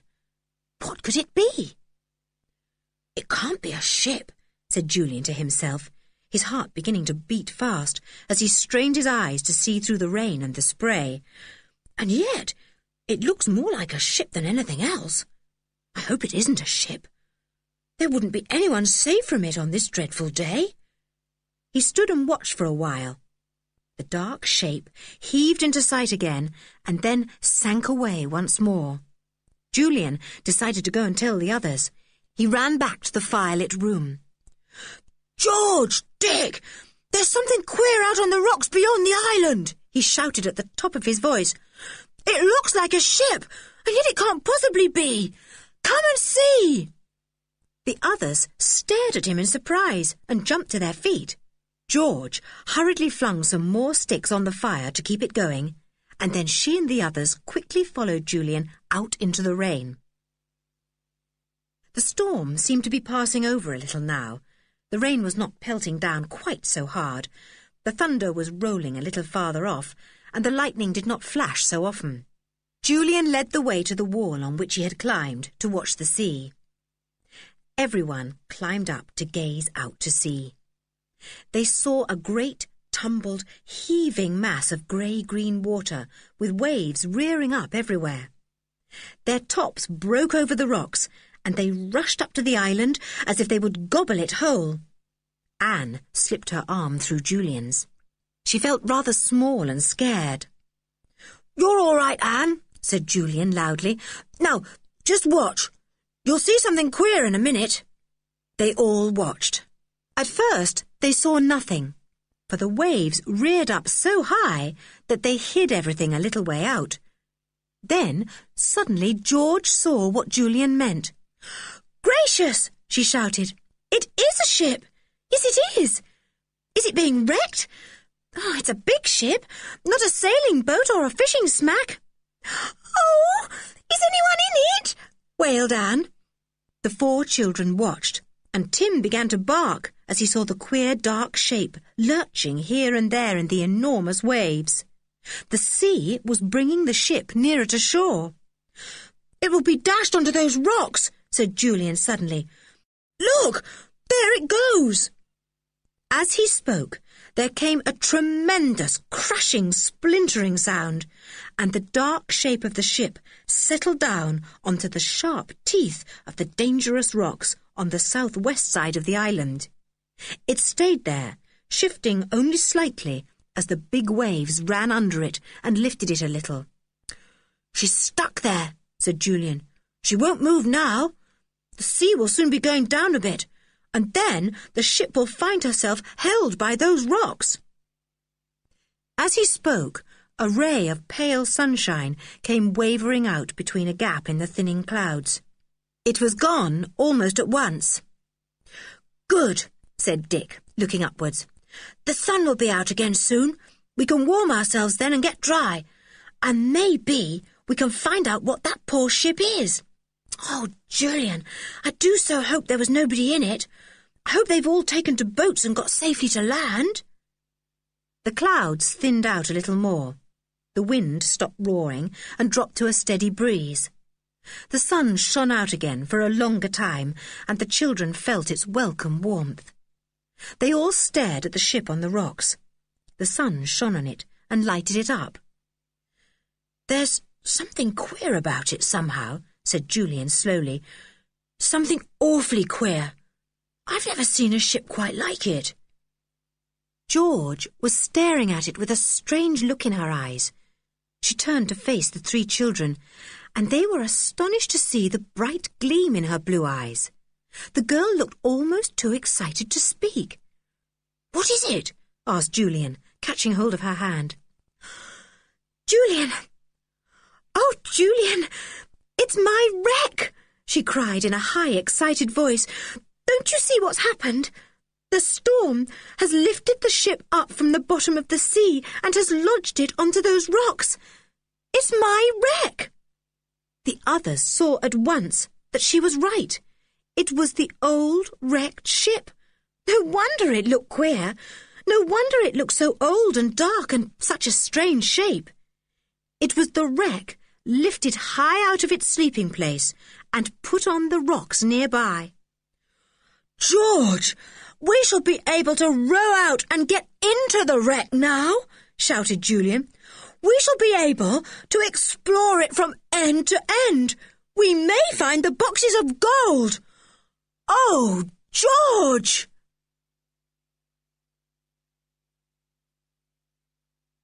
Chapter 7. Back to Kirin Cottage. The 4 children were so tremendously surprised and excited that for a minute or two they didn't say a word. They just stared at the dark hulk of the old wreck, imagining what they might find. Then Julian clutched George's arm and pressed it tightly. "Isn't this wonderful?" he said. "Oh, George, isn't it an extraordinary thing to happen?" Still George said nothing, but stared at the wreck, all kinds of thoughts racing through her mind. Then she turned to Julian. "If only the wreck is still mine, now it's thrown up like this," she said. "I don't know if wrecks belong to the Queen or anyone like lost treasure does, but after all, the ship did belong to our family. Nobody bothered much about it when it was down under the sea, but do you suppose people will still let me have it for my own, now it's thrown up?" "Well, don't let's tell anyone," said Dick. "Don't be silly," said George. "One of the fishermen is sure to see it when his ship goes slipping out of the bay. The news will soon be out." "Well then, we'd better explore it thoroughly ourselves before anyone else does," said Dick eagerly. "No one knows about it yet, only us. Can't we explore it as soon as the waves go down a bit?" "We can't wade out to the rocks if that's what you mean," said George. "We might get there by boat, but we couldn't possibly risk it now while the waves are so big. They won't go down today, that's certain. The wind is still too strong." "Well, what about tomorrow morning early?" said Julian, "before anyone has got to know about it. I bet if only we can get into the ship first, we can find anything there is to find." "Yes, I expect we could," said George. "I told you divers had been down and explored the ship as thoroughly as they could, but of course it is difficult to do that properly underwater. We might find something they've missed." "Oh, this is like a dream. I can't believe it's true that my old wreck has come up from the bottom of the sea like that." The sun was now properly out, and the children's wet clothes dried in its hot rays. They steamed in the sun, and even Tim's coat sent up a mist too. He didn't seem to like the wreck at all, but growled deeply at it. "You are funny, Tim," said George, patting him. "It won't hurt you. What do you think it is?" "He probably thinks it's a whale," said Anne with a laugh. "Oh, George, this is the most exciting day of my life. Oh, can't we possibly take the boat and see if we can get to the wreck?" "No, we can't," said George.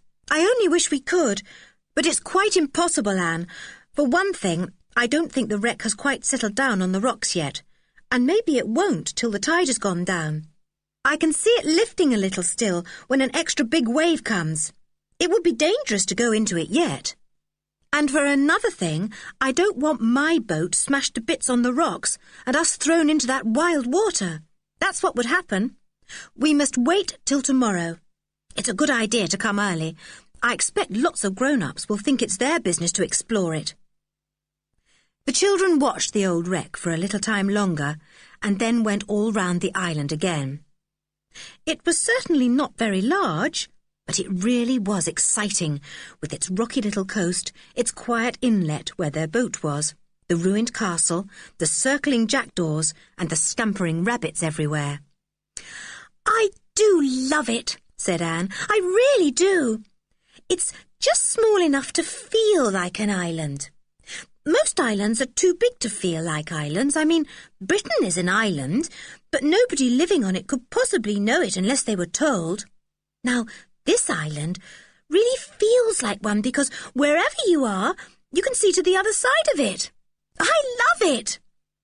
George felt very happy. She had often been on her island before, but always alone, except for Tim. She had always vowed that she never, never would take anyone there, because it would spoil her island for her. But it hadn't been spoilt. It had made it much nicer. For the first time, George began to understand that sharing pleasures doubles their joy. "We'll wait till the waves go down a bit, then we'll go back home," she said. "I rather think there's some more rain coming, and we'll only get soaked through. We shan't be back till tea time as it is, because we'll have a long pull against the outgoing tide." All the children felt a little tired after the excitements of the morning. They said very little as they rowed home. Everyone took turns at rowing, except Anne, who was not strong enough with the oars to row against the tide. They looked back at the island as they left it. They couldn't see the wreck, because that was on the opposite side, facing the open sea. "It's just as well it's there," said Julian. "No one can see it yet. Only when a boat goes out to fish will it be seen. And we shall be there as early as any boat goes out. I vote we get up at dawn." "Well, that's pretty early," said George. "Can you wake up? I'm often out at dawn, but you're not used to it." "Of course we can wake up," said Julian. "Well, here we are back at the beach again, and I'm jolly glad. My arms are awfully tired, and I'm so hungry I could eat a whole larder full of things." "Woof," said Tim, quite agreeing. "I'll have to take Tim to Alf," said George, jumping out of the boat. "You get the boat in, Julian. I'll join you in a few minutes." It wasn't long before all four were sitting down to a good tea. Aunt Fanny had baked new scones for them and had made a ginger cake with black treacle. It was dark brown and sticky to eat. The children finished it all up and said it was the nicest they had ever tasted. "Did you have an exciting day?" asked their aunt. "Oh, yes," said Anne eagerly. "The storm was grand. It threw up—" Julian and Dick both kicked her under the table. George couldn't reach her, or she would most certainly have kicked her too. Anne stared at the boys angrily, with tears in her eyes. "Now, what's the matter?" asked Aunt Fanny. "Did somebody kick you, Anne? Well, really, this kicking under the table has got to stop. Poor Anne will be covered with bruises. What did the sea throw up, dear?" "It threw up the most enormous waves," said Anne, looking defiantly at the others. She knew they had thought she was going to say that the sea had thrown up the wreck, but they were wrong. They had kicked her for nothing. "Sorry for kicking you, Anne," said Julian. "My foot sort of slipped." "So did mine," said Dick. "Yes, Aunt Fanny, it was a magnificent sight on the island. The waves raced up that little inlet, and we had to take our boat almost up to the top of the low cliff there." "I wasn't really afraid of the storm," said Anne.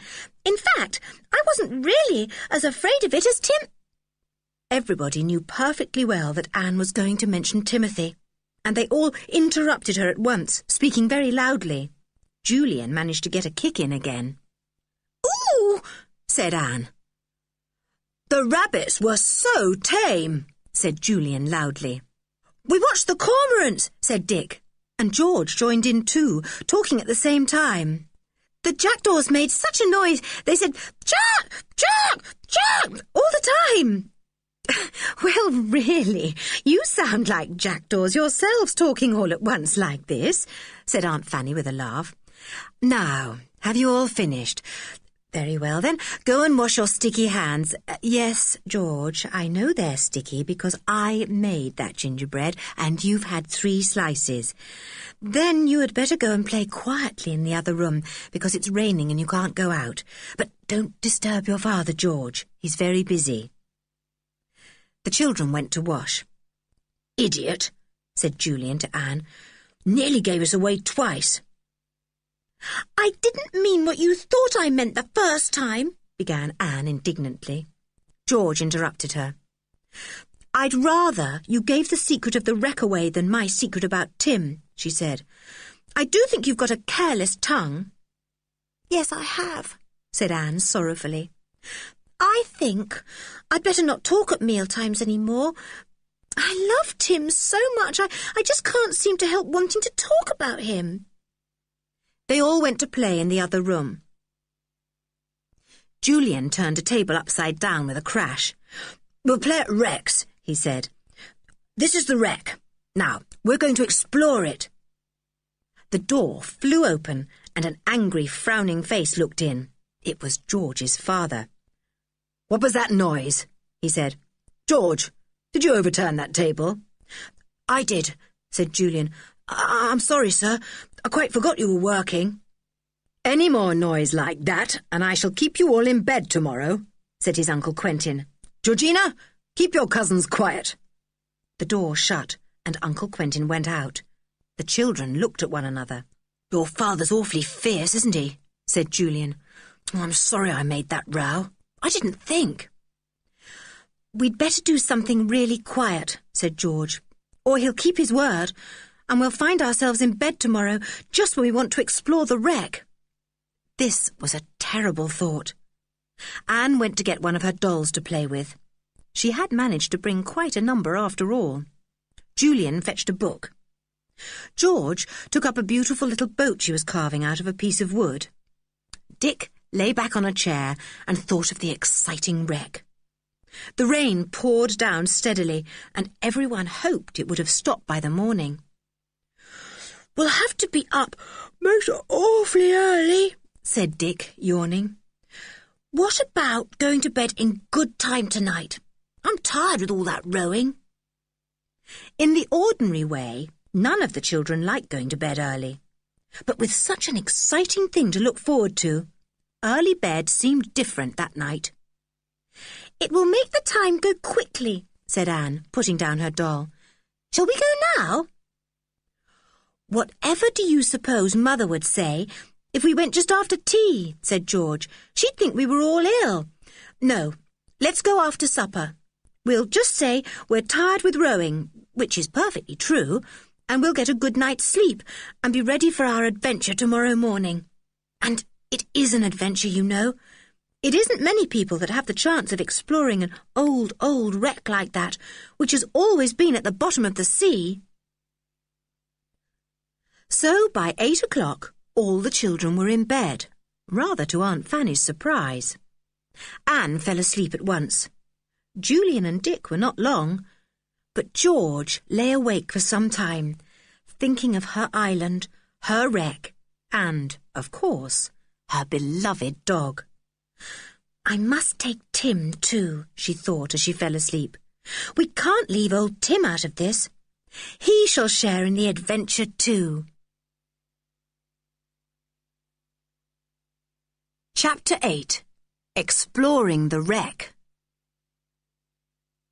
Julian woke first the next morning. He awoke just as the sun was slipping over the horizon in the east and filling the sky with gold.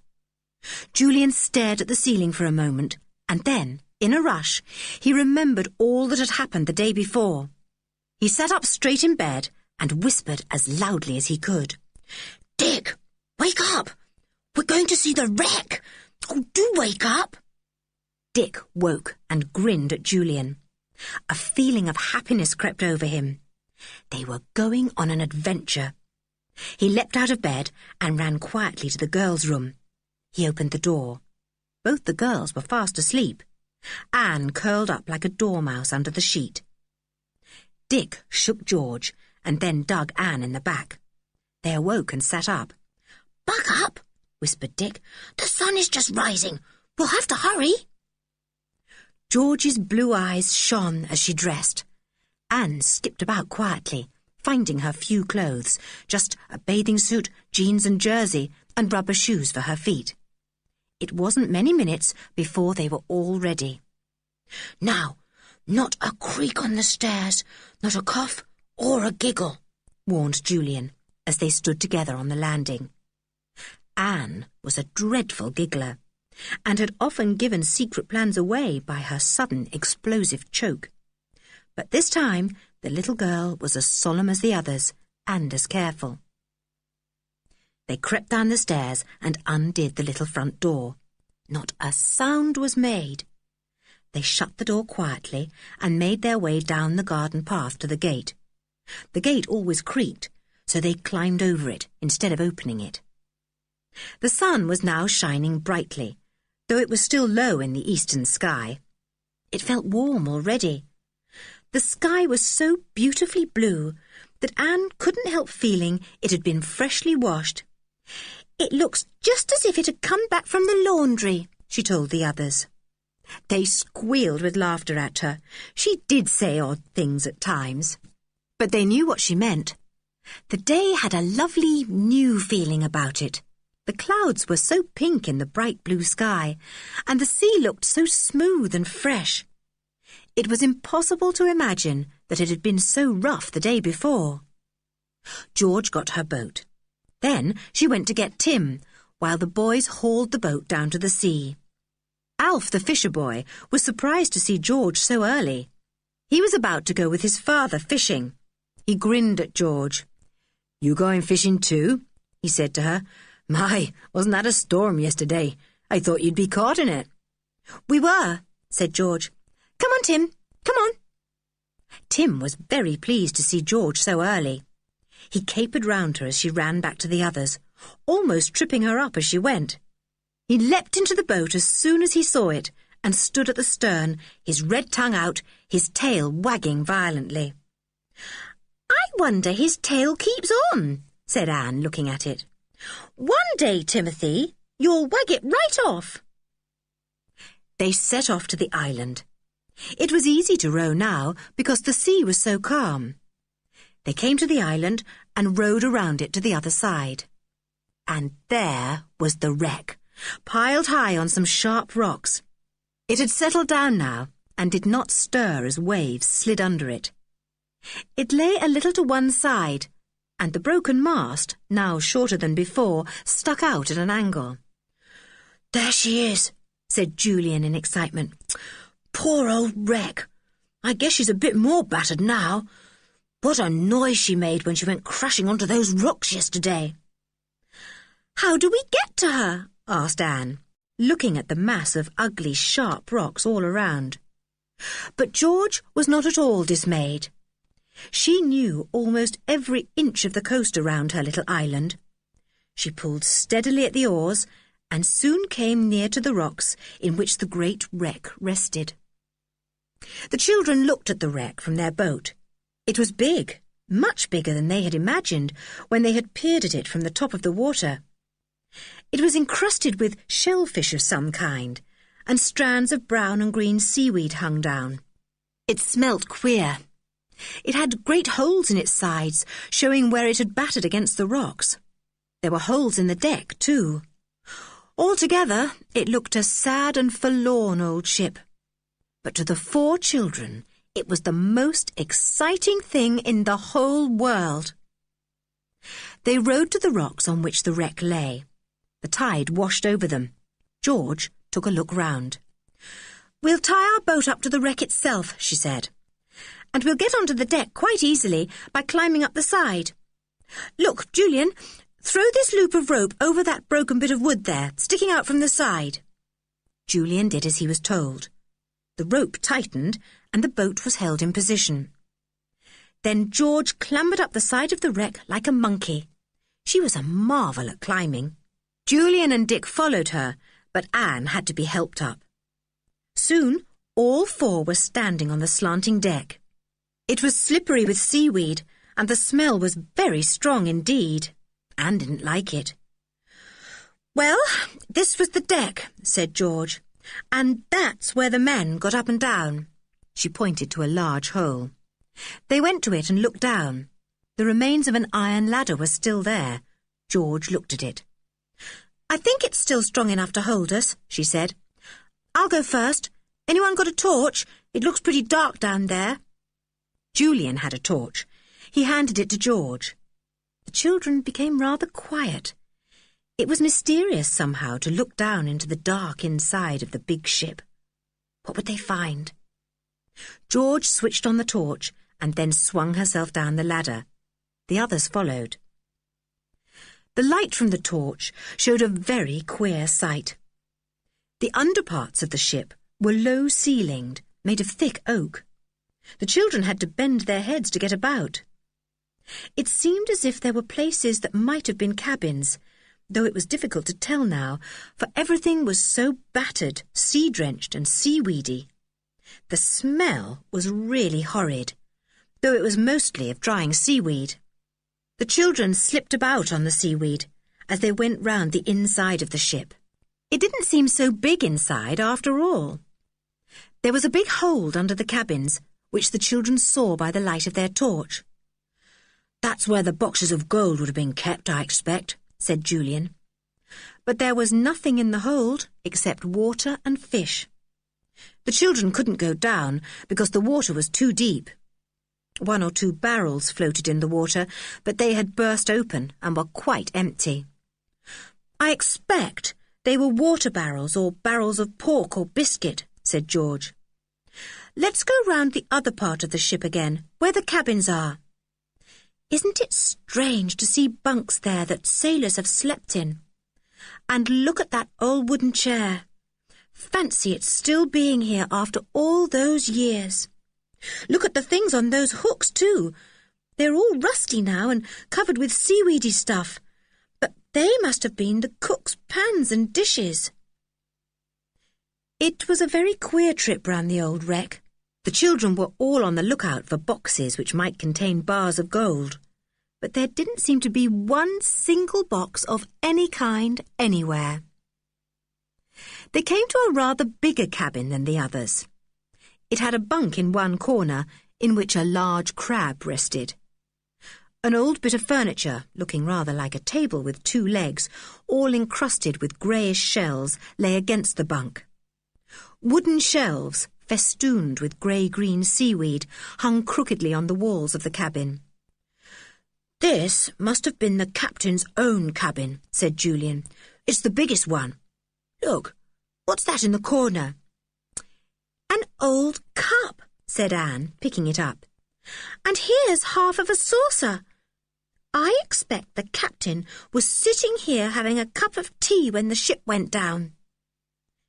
This made the children feel rather queer.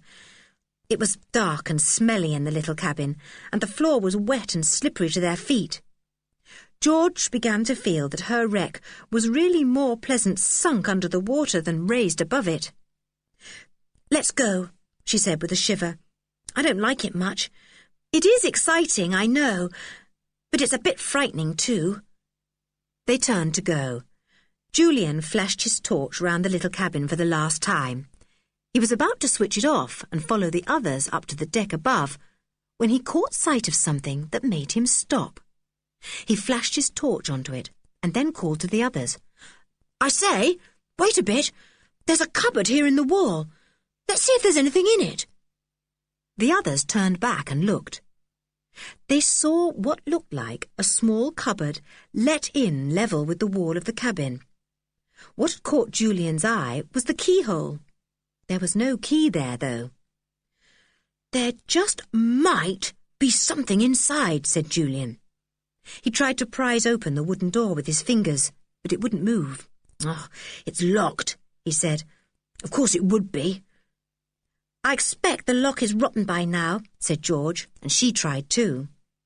Then she took out her big, strong pocket-knife and inserted it between the cupboard door and the cabin wall. She forced back the blade, and the lock of the cupboard suddenly snapped. As she had said, it was quite rotten. The door swung open, and the children saw a shelf inside with a few curious things on it. There was a wooden box, swollen with the wet seawater in which it had lain for years. There were 2 or 3 things that looked like old pulpy books. There was some sort of glass drinking vessel, cracked in half, and 2 or 3 funny objects so spoilt by seawater that no one could possibly say what they were. "Nothing very interesting, except the box," said Julian, and he picked it up. "Anyway, I expect that whatever is inside is ruined, but we may as well try and open it." He and George tried their best to force the lock of the old wooden box. On the top of it were stamped initials, H.J.K. "I expect those were the captain's initials," said Dick. "No, they were the initials of my great-great-great-grandfather," said George, her eyes shining suddenly. "I've heard all about him. His name was Henry John Kirin. This was his ship, you know. This must have been his very private box, in which he kept his old papers or diaries. Oh, we simply must open it." But it was quite impossible to force the lid up with the tools they had there. They soon gave it up, and Julian picked up the box to carry it to the boat. "We'll open it at home," he said, his voice sounding rather excited. "We'll get a hammer or something and get it open somehow. Oh, George, this really is a find." They all of them felt that they really had something mysterious in their possession. Was there anything inside the box? And if so, what would it be? They longed to get home and open it. They went up on deck, climbing the old iron ladder. As soon as they got there, they saw that others besides themselves had discovered that the wreck had been thrown up from the bottom of the sea. "Golly, half the fishing smacks of the bay have discovered it," cried Julian, looking round at the fishing boats that had come as near as they dared to the wreck. The fishermen were looking at the wreck in wonder. When they saw the children on board, they hallooed loudly. "Ahoy there! What's that ship?" "It's the old wreck," yelled back Julian. "She was thrown up yesterday in the storm." "Don't say any more," said George, frowning. "It's my wreck. I don't want sightseers on it." So no more was said, and the 4 children got into their boat and rowed home as fast as they could. It was past their breakfast time. They might get a good scolding. They might even be sent to bed by George's fierce father. But what did they care? They had explored the wreck and had come away with a box which might contain, well, if not bars of gold, 1 small bar, perhaps. They did get a scolding. They had to go without half their breakfast, too, because Uncle Quentin said that children who came in so late didn't deserve hot bacon and eggs, only toast and marmalade. It was very sad. They hid the box under the bed in the boys' room. Tim had been left with the fisher boy, or rather had been tied up in his backyard, for Alf had gone out fishing and was even now gazing from his father's boat at the strange wreck. "We can make a bit of money taking sightseers out to this wreck," said Alf. And before the day was out, scores of interested people had seen the old wreck from the decks of motorboats and fishing smacks. George was furious about it, but she couldn't do anything. After all, as Julian said, anybody could have a look. Chapter 9. The Box from the Wreck. The first thing that the children did after breakfast was to fetch the precious box and take it out to the tool shed in the garden. They were simply longing to force it open. All of them secretly felt certain that it would hold treasure of some sort. Julian looked round for a tool. He found a chisel and decided that would be just the thing to force the box open. He tried, but the tool slipped and jabbed his fingers. Then he tried other things, but the box obstinately refused to open. The children stared at it crossly. "I know what to do," said Anne at last. "Let's take it to the top of the house and throw it down to the ground. It will burst open then, I expect." The others thought over the idea. "It might be worth trying," said Julian. "The only thing is, it might break or spoil anything inside the box." But there didn't seem any other way to open the box, so Julian carried it up to the top of the house. He went to the attic and opened the window there. The others were down below, waiting. Julian hurled the box out of the window as violently as he could. It flew through the air and landed with a terrific crash on the crazy paving below. At once the French window there opened, and their Uncle Quentin came out like a bullet from a gun. "Whatever are you doing?" he cried. "Surely you aren't throwing things at each other out of the window. What's this on the ground?" The children looked at the box. It had burst open and lay on the ground, showing a tin lining that was waterproof. Whatever was in the box would not be spoilt. It would be quite dry. Dick ran to pick it up. "I said, what's this on the ground?" shouted his uncle, and moved towards him. It's something that belongs to us," said Dick, going red. "Well, I shall take it away from you," said his uncle. "Disturbing me like this. Give it to me. Where did you get it?" Nobody answered. Uncle Quentin frowned till his glasses nearly fell off. "Where did you get it?" he barked, glaring at poor Anne, who was nearest. Out of the wreck," stammered the little girl, scared. "Out of the wreck?" said her uncle in surprise. "The old wreck that was thrown up yesterday? I've heard about that. Do you mean to say you've been in it?" "Yes," said Dick. Julian joined them at that moment, looking worried. It would be too awful if his uncle took the box just as they got it open. But that was exactly what he did do.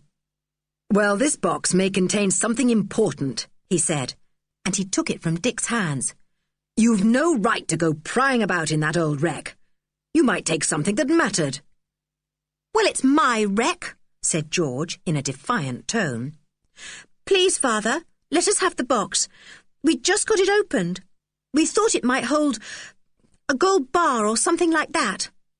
"A gold bar," said her father with a snort. "What a baby you are. This small box would never hold a thing like that. It's much more likely to contain particulars of what happened to the bars.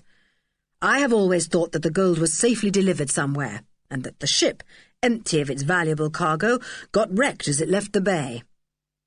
"Oh, Father, please, please let us have our box," begged George, almost in tears. She suddenly felt certain that it did contain papers that might tell them what had happened to the gold.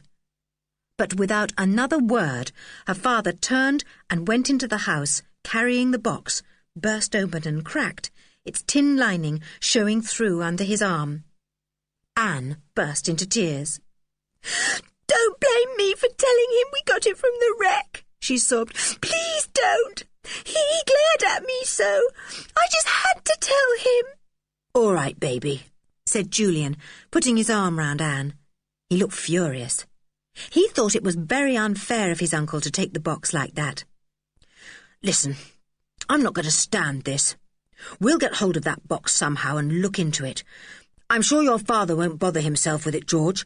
He'll start writing his book again and forget all about it. I'll wait my chance and slip into his study and get it, even if it means a spanking if I'm discovered." "Good," said George. "We'll all keep a watch and see if Father goes out." So they took it in turns to keep watch. But most annoyingly, their Uncle Quentin remained in his study all the morning. Aunt Fanny was surprised to see 1 or 2 children always about the garden that day, instead of down on the beach. "Why don't you all keep together and bathe or do something?" she said. "Have you quarrelled with one another?" "No," said Dick. "Of course not." But he didn't say why they were in the garden. "Doesn't your father ever go out?" he said to George, when it was her turn to keep watch. "I don't think he leads a very healthy life." "Scientists never do," said George, as if she knew all about them. "But I tell you what, he may go to sleep this afternoon. He sometimes does." Julian was left behind in the garden that afternoon. He sat down under a tree and opened a book. Soon he heard a curious noise that made him look up.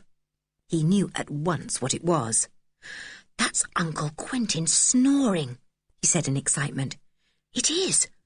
Oh, I wonder if I could possibly creep in at the French window and get our box." He stole to the windows and looked in. One was a little way open, and Julian opened it a little more. He saw his uncle lying back in a comfortable armchair, his mouth a little open, his eyes closed, fast asleep. Every time he took a breath, he snored. "Well, he really does look sound asleep," thought the boy. "And there's the box just behind him on that table. I'll risk it. I bet I'll get an awful spanking if I'm caught, but I can't help that." He stole in. His uncle still snored. He tiptoed by him to the table behind his uncle's chair. He took hold of the box. And then a bit of the broken wood of the box fell to the floor with a thud. His uncle stirred in his chair and opened his eyes. Quick as lightning, the boy crouched down behind his uncle's chair, hardly breathing. "Oh, what's that?" he heard his uncle say. Julian didn't move. Then his uncle settled down again and shut his eyes. Soon there was the sound of his rhythmic snoring. "Hooray!" thought Julian. "He's off again." Quietly he stood up, holding the box. On tiptoe he crept to the French window. He slipped out and ran softly down the garden path. He didn't think of hiding the box. All he wanted to do was to get to the other children and show them what he had done. He ran to the beach where the others were lying in the sun. "Hi!" he yelled. "Hi! I've got it! I've got it!" They all sat up with a jerk, thrilled to see the box in Julian's arms. They forgot all about the other people on the beach. Julian dropped down on the sand and grinned. "Your father went to sleep," he said to George. "Oh, Tim, don't lick me like that." And George, "I went in, and a bit of the box dropped on the floor, and it woke him up." "Golly," said George. "What happened?" "I crouched down behind his chair till he went to sleep again," said Julian. "Then I fled. Now, let's see what's in here. I don't believe your father's even tried to see." He hadn't. The tin lining was intact. It had rusted with the years of lying in the wet, and the lid was so tightly fitted down that it was almost impossible to move it. But once George began to work at it with her pocket-knife, scraping away the rust, it began to loosen, and in about a quarter of an hour it came off. The children bent eagerly over it. Inside lay some old papers and a book of some kind with a black cover. Nothing else at all. No bar of gold. No treasure. Everyone felt a little disappointed. "It's all quite dry," said Julian, surprised. "Not a bit damp. The tin lining kept everything perfect." He picked up the book and opened it. "It's a diary your great-great-great-grandfather kept of the ship's voyages," he said. "I can hardly read the writing. It's so small and funny." End of Disc 2. Disc 3. George picked up one of the papers. It was made of thick parchment, quite yellow with age. She spread it out on the sand and looked at it. The others glanced at it too, but they couldn't make out what it was at all. It seemed to be a kind of map. "Perhaps it's a map of some place he had to go to," said Julian. But suddenly George's hands began to shake as she held the map, and her eyes gleamed brilliantly as she looked up at the others. She opened her mouth, but didn't speak. "What's the matter?" said Julian curiously. "What's up? Have you lost your tongue?" George shook her head and then began to speak with a rush. "Julian, do you know what this is? It's a map of my old castle, of Kirin Castle, when it wasn't a ruin. And it shows the dungeons. And look, just look what's written in this corner of the dungeons. She put a trembling finger on one part of the map. The others leaned over to see what it was, and printed in old-fashioned letters was a curious word: ingots. Ingots? Said Anne, puzzled. What does that mean? I've never heard that word before. But the two boys had. Ingots! Cried Dick. Why, that must be the bars of gold. They were called ingots. Most bars of metal are called ingots, said Julian, going red with excitement. But as we know there is gold missing from that ship, then it really looks as if ingots here meant bars of gold. Oh, golly! To think they may still be hidden somewhere under Kirin Castle. George! George! Isn't it terribly, awfully exciting? George nodded. She was trembling all over with excitement. If only we could find it, she whispered. If only we could. We'll have a jolly good hunt for it, said Julian. It will be awfully difficult because the castle is in ruins now and so overgrown. But somehow or other we'll find those ingots. What a lovely word. Ingots. Ingots. Ingots! It sounded somehow more exciting than the word gold. Nobody spoke about gold anymore. They talked about the ingots. Tim couldn't make out what the excitement was at all. He wagged his tail and tried hard to lick first one and then another of the children. But for once, in a way, not one of them paid any attention to him. He simply couldn't understand it, and after a while he went and sat down by himself with his back to the children and his ears down. "Oh, do look at poor Timothy," said George. "He can't understand our excitement. Tim, darling, it's all right. You're not in disgrace or anything." "Oh, Tim, we've got the most wonderful secret in the whole world." Tim bounded up, his tail wagging, pleased to be taken notice of once more. He put his big paw on the precious map, and the 4 children shouted at him at once. "Golly, we can't have that torn," said Julian. Then he looked at the others and frowned. "What are we going to do about the box?" he said. "I mean, George's father will be sure to miss it, won't he? We'll have to give it back." "Well, can't we take out the map and keep it?" said Dick. "He won't know it was there if he hasn't looked in the box, and it's pretty certain he hasn't. The other things don't matter much. They're only that old diary and a few letters." "To be on the safe side, let's take a copy of the map," said Julian. "Then we can put the real map back and replace the box." They all voted that a very good idea. They went back to Kirin Cottage and traced out the map carefully. They did it in the tool shed because they didn't want anyone to see them. It was a queer map. It was in 3 parts. "This part shows the dungeons under the castle," said Julian. "And this shows a plan of the ground floor of the castle. And this shows the top part. My word, it was a fine place in those days. The dungeons run all under the castle. I bet they were pretty awful places. I wonder how people got down to them." "We'll have to study the map a bit more and see," said George. "It all looks rather muddled to us at present, but once we take the map over to the castle and study it there, we may be able to make out how to get down to the hidden dungeons. Oh, I don't expect any children ever had such an adventure as this." Julian put the traced map carefully into his jeans pocket. He didn't mean it to leave him. It was very precious. Then he put the real map back into the box and looked towards the house. "What about putting it back now?" he said. "Maybe your father is still asleep, George." But he wasn't. He was awake. Luckily, he hadn't missed the box. He came into the dining room to have tea with the family, and Julian took his chance.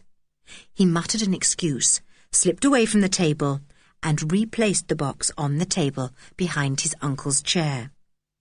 He winked at the others when he came back. They felt relieved. They were all scared of Uncle Quentin, and were not at all anxious to be in his bad books.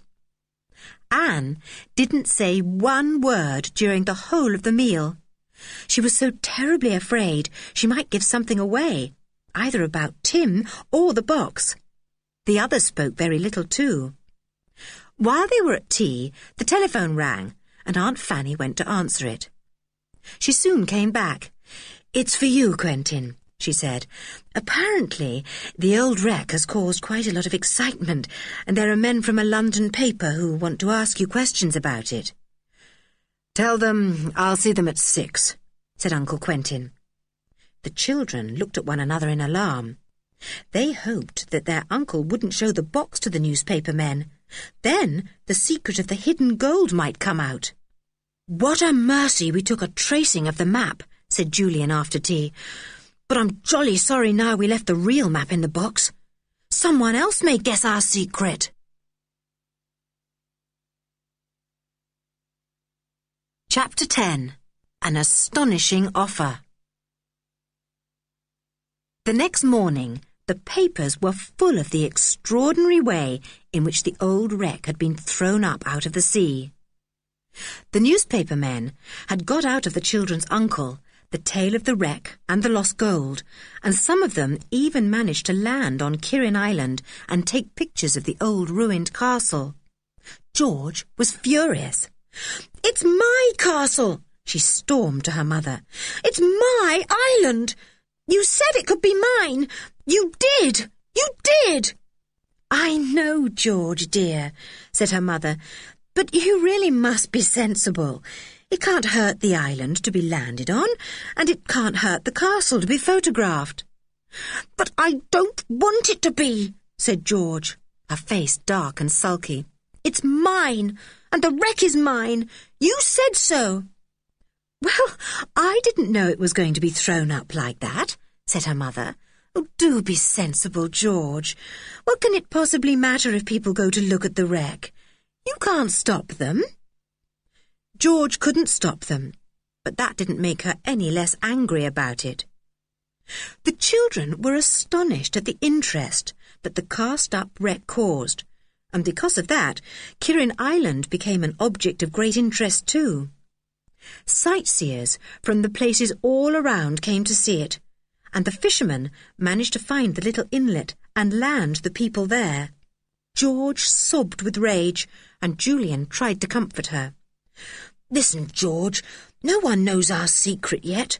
We'll wait till this excitement has died down, and then we'll go to Kirin Castle and find the ingots." "If someone doesn't find them first," said George, drying her eyes. She was furious with herself for crying, but she really couldn't help it. "How could they?" said Julian. "No one has seen inside the box yet. I'm going to wait my chance and get that map out before anyone sees it." But he didn't have a chance, because something dreadful happened. Uncle Quentin sold the old box to a man who bought antique things. He came out from his study, beaming, a day or two after the excitement began, and told Aunt Fanny and the children. "I've struck a very good bargain with that man," he said to his wife. "You know that old tin-lined box from the wreck? Well, this fellow collects curious things like that, and he gave me a very good price for it. Very good indeed. More even than I could expect for the writing of my book. As soon as he saw the old map there and the old diary, he said at once that he would buy the whole collection." The children stared at him in horror. The box was sold. Now someone would study the map and perhaps jump to what ingots meant. The story of the lost gold had been put into all the newspapers now. Nobody could fail to know what the map showed if they studied it carefully. The children did not dare to tell Uncle Quentin what they knew. It was true he was all smiles now, and was promising to buy them new shrimping nets and a raft for themselves. But he was such a changeable person. He might fly into a furious temper if he heard that Julian had taken the box and opened it himself while his uncle was sleeping. When they were alone, the children discussed the whole matter. It seemed very serious indeed to them. They half wondered if they should let Aunt Fanny into the secret. But it was such a precious secret and so marvellous that they felt they didn't want to give it away to anyone at all. "Now, listen," said Julian at last. "We'll ask Aunt Fanny if we can go to Kirin Island and spend a day or two there. Sleep there at night too, I mean. That will give us a little time to poke round and see what we can find. The sightseers won't come after a day or two, I'm sure. Maybe we'll get in before anyone tumbles to our secret. After all, the man who bought the box may not even guess that the map shows Kirin Castle." They felt more cheerful. It was so awful to do nothing. As soon as they had planned to act, they felt better. They decided to ask their aunt the next day if they might go and spend the weekend at the castle. The weather was gloriously fine, and it would be great fun. They could take plenty of food with them. When they went to ask Aunt Fanny, Uncle Quentin was with her. He was all smiles again, and even clapped Julian on the back. "Well," he said, "what's this deputation for?" "We just wanted to ask Aunt Fanny something," said Julian politely. "Aunt Fanny, as the weather is so fine, do you think you would let us go for the weekend to Kirin Castle, please, and spend a day or two there on the island? You can't think how we would love to." "Well, what do you think, Quentin?" asked their aunt, turning to her husband. "If they want to, they can," said Uncle Quentin. "They won't have a chance to soon. My dears, we have had a marvellous offer for Kirin Island. A man wants to buy it, rebuild the castle as a hotel, and make it into a proper holiday place. What do you think of that?" All 4 children stared at the smiling man, shocked and horrified. Somebody was going to buy the island. Had their secret been discovered? Did the man want to buy the castle because he had read the map and knew there was plenty of gold hidden there? George gave a curious choke. Her eyes burned as if they were on fire. "Mother, you can't sell my island!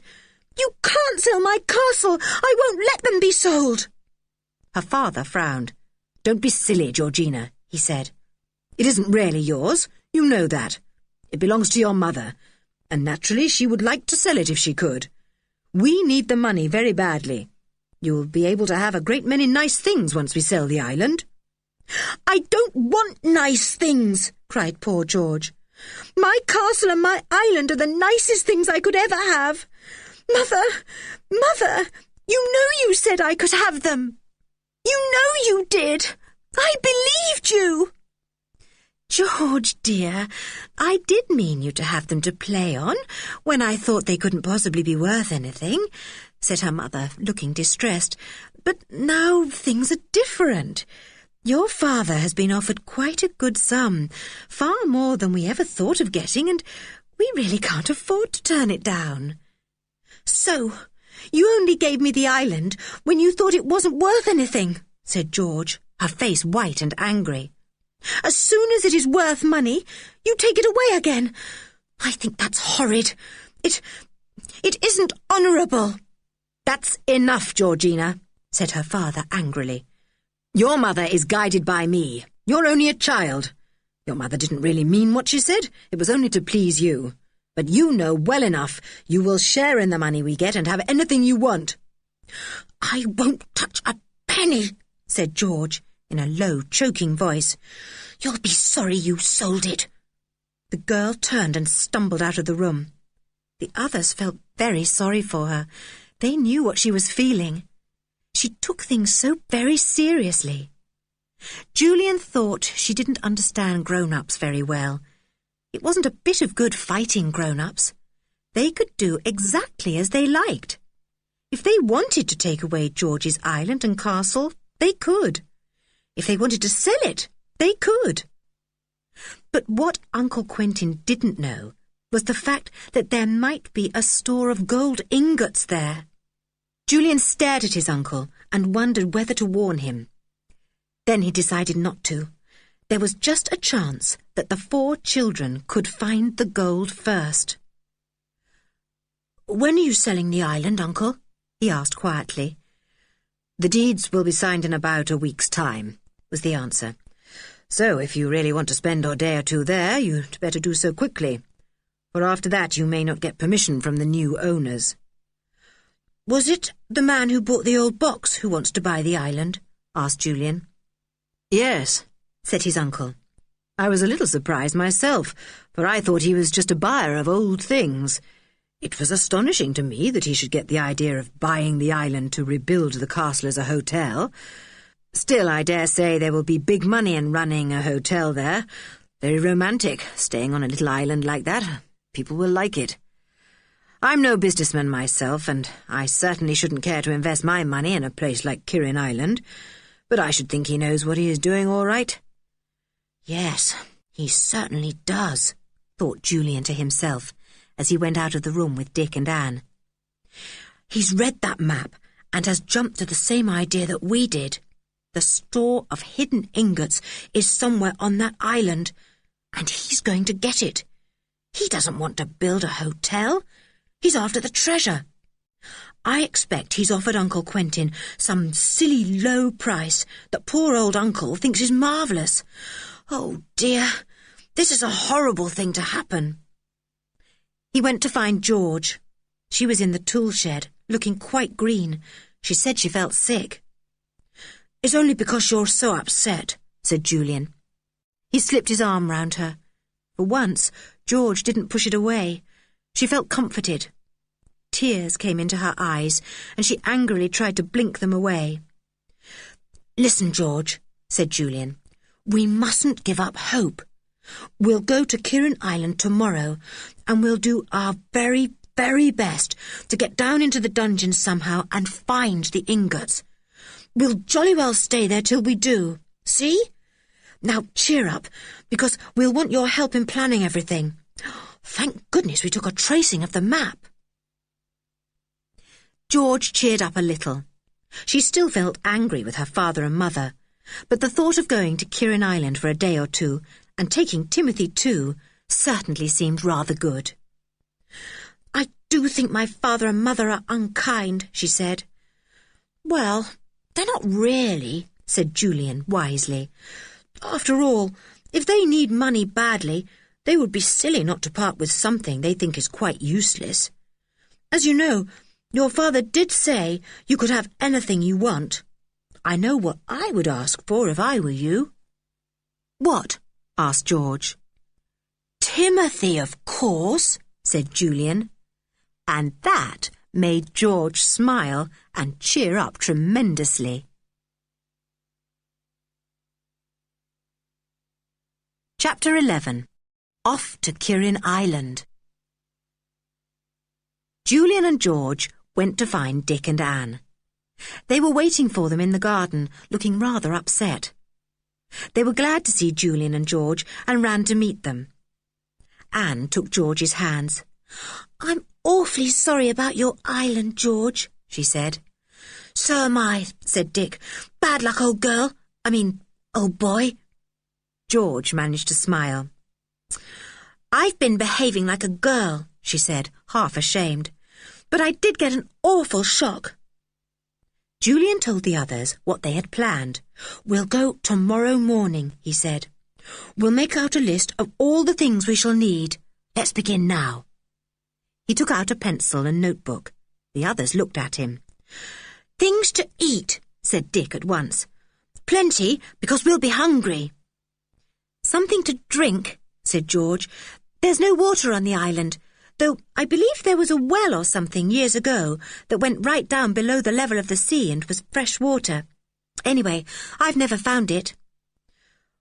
"Food," wrote down Julian, "and drink." He looked at the others. "Spades," he said solemnly, and scribbled the word down. Anne stared in surprise. "What for?" she asked. Well, we'll want to dig about when we're hunting for a way down to the dungeons, said Julian. Ropes, said Dick. We may want those too. And torches, said George. It'll be dark in the dungeons. Ooh, said Anne, feeling a pleasant shiver go down her back at the thought. She had no idea what dungeons were like, but they sounded thrilling. Rugs, said Dick. We'll be cold at night if we sleep in that little old room. Julian wrote them down. Mugs to drink from, he said. And we'll take a few tools too. We may perhaps need them, you never know. At the end of half an hour, they had quite a nice long list, and everyone felt pleased and excited. George was beginning to recover from her rage and disappointment. If she had been alone and had brooded over everything, she would have been in an even worse sullen temper. But somehow the others were so calm and sensible and cheerful. It was impossible to sulk for long if she was with them. I think I'd have been much nicer if I hadn't been on my own so much, thought George to herself, as she looked at Julian's bent head. Talking about things to other people does help a lot. They don't seem so dreadful then. They seem more bearable and ordinary. I like my 3 cousins awfully. I like them because they talk and laugh and are always cheerful and kind. I wish I was like them. I'm sulky and bad-tempered and fierce, and no wonder Father doesn't like me and scolds me so often. Mother's a dear, but I understand now why she says I'm difficult. I'm different from my cousins. They're easy to understand, and everyone likes them. Oh, I'm glad they came. They are making me more like I ought to be. This was a long thought to think, and George looked very serious while she was thinking it. Julian looked up and caught her blue eyes fixed on him. He smiled. Penny for your thoughts, he said. They're not worth a penny, said George, going red. I was just thinking how nice you all are, and how I wished I could be like you.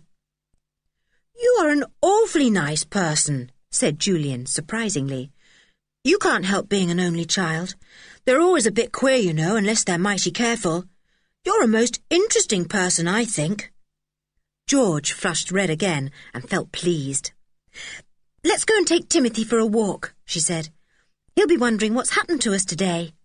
They all went off together, and Timothy greeted them at the top of his voice. They told him all about their plans for the next day, and he wagged his tail and looked up at them out of his soft brown eyes as if he understood every single word they said. He must feel pleased to think he's going to be with us for 2 or 3 days, said Anne. It was very exciting the next morning, setting off in the boat with all their things packed neatly at one end. Julian checked them all by reading out aloud from his list. It didn't seem as if they had forgotten anything. Got the map? Said Dick suddenly. Julian nodded. I put on clean jeans this morning, he said, but you may be sure I remembered to pop the map into my pocket. Here it is. He took it out, and the wind at once blew it right out of his hands. It fell into the sea and bobbed there in the wind. All 4 children gave a cry of utter dismay. Their precious map! Quick, row after it! Cried George, and swung the boat round. But someone was quicker than she was. Tim had seen the paper fly from Julian's hand, and had heard and understood the cries of dismay. With an enormous splash, he leapt into the water and swam valiantly after the map. He could swim well for a dog, for he was strong and powerful. He soon had the map in his mouth and was swimming back to the boat. The children thought he was simply marvellous. George hauled him into the boat and took the map from his mouth. There was hardly the mark of his teeth on it. He had carried it so carefully. It was wet, and the children looked anxiously at it to see if the tracing had been spoilt. But Julian had traced it very strongly, and it was quite all right. He placed it on a seat to dry, and told Dick to hold it there in the sun. Phew, that was a narrow squeak, he said. and the others agreed. George took the oars again, and they set off once more to the island, getting a perfect shower bath from Timothy when he stood up and shook his wet coat. He was given a big biscuit as a reward and crunched it up with great enjoyment. George made her way through the reefs of rocks with a sure hand. It was marvellous to the others how she could slide the boat in between the dangerous rocks and never get a scratch. They thought she was really wonderful. She brought them safely to the little inlet, and they jumped out onto the sand.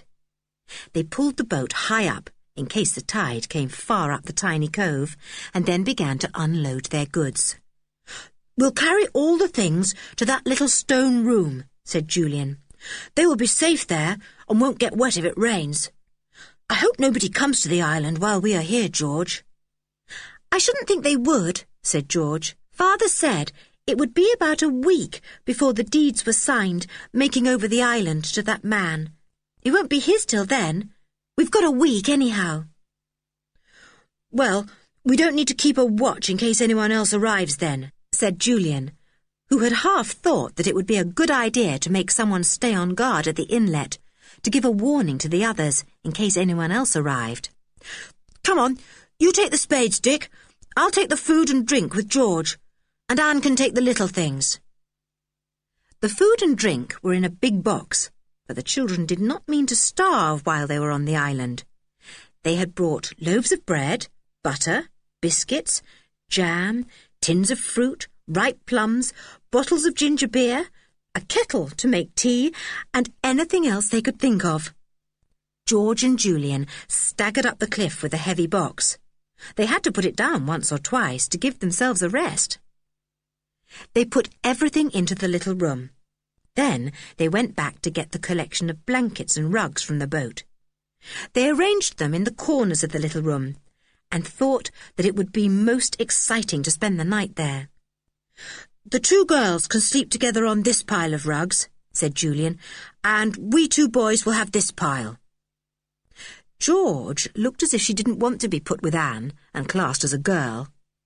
But Anne didn't wish to sleep alone in her corner, and she looked so beseechingly at George that the bigger girl smiled at her and made no objection. Anne thought that George was getting nicer and nicer. "Well, now we'll get down to business," said Julian, and he pulled out his map. "We must study this really carefully and find out exactly under what spot the entrances to the dungeons are.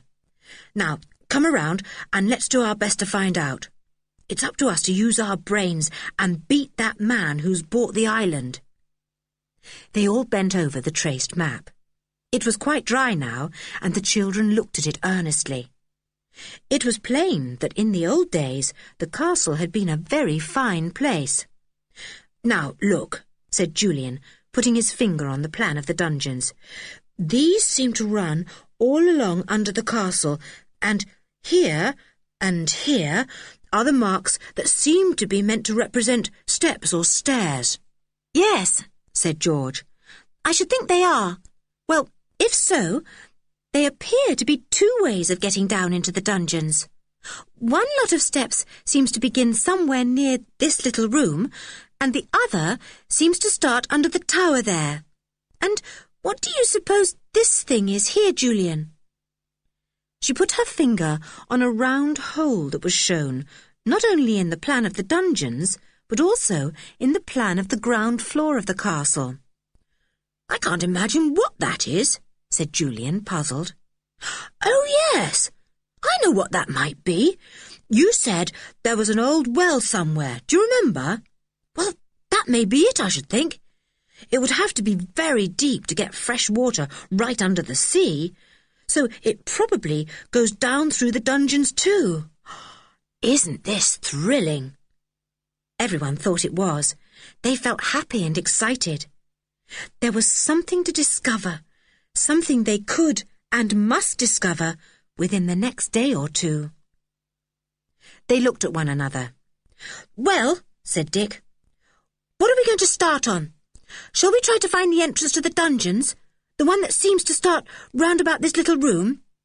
For all we know, there may be a big stone we can lift that opens above the dungeon steps. This was a thrilling thought, and the children jumped up at once.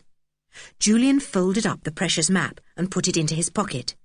He looked round. The stone floor of the little room was overgrown with creeping weeds.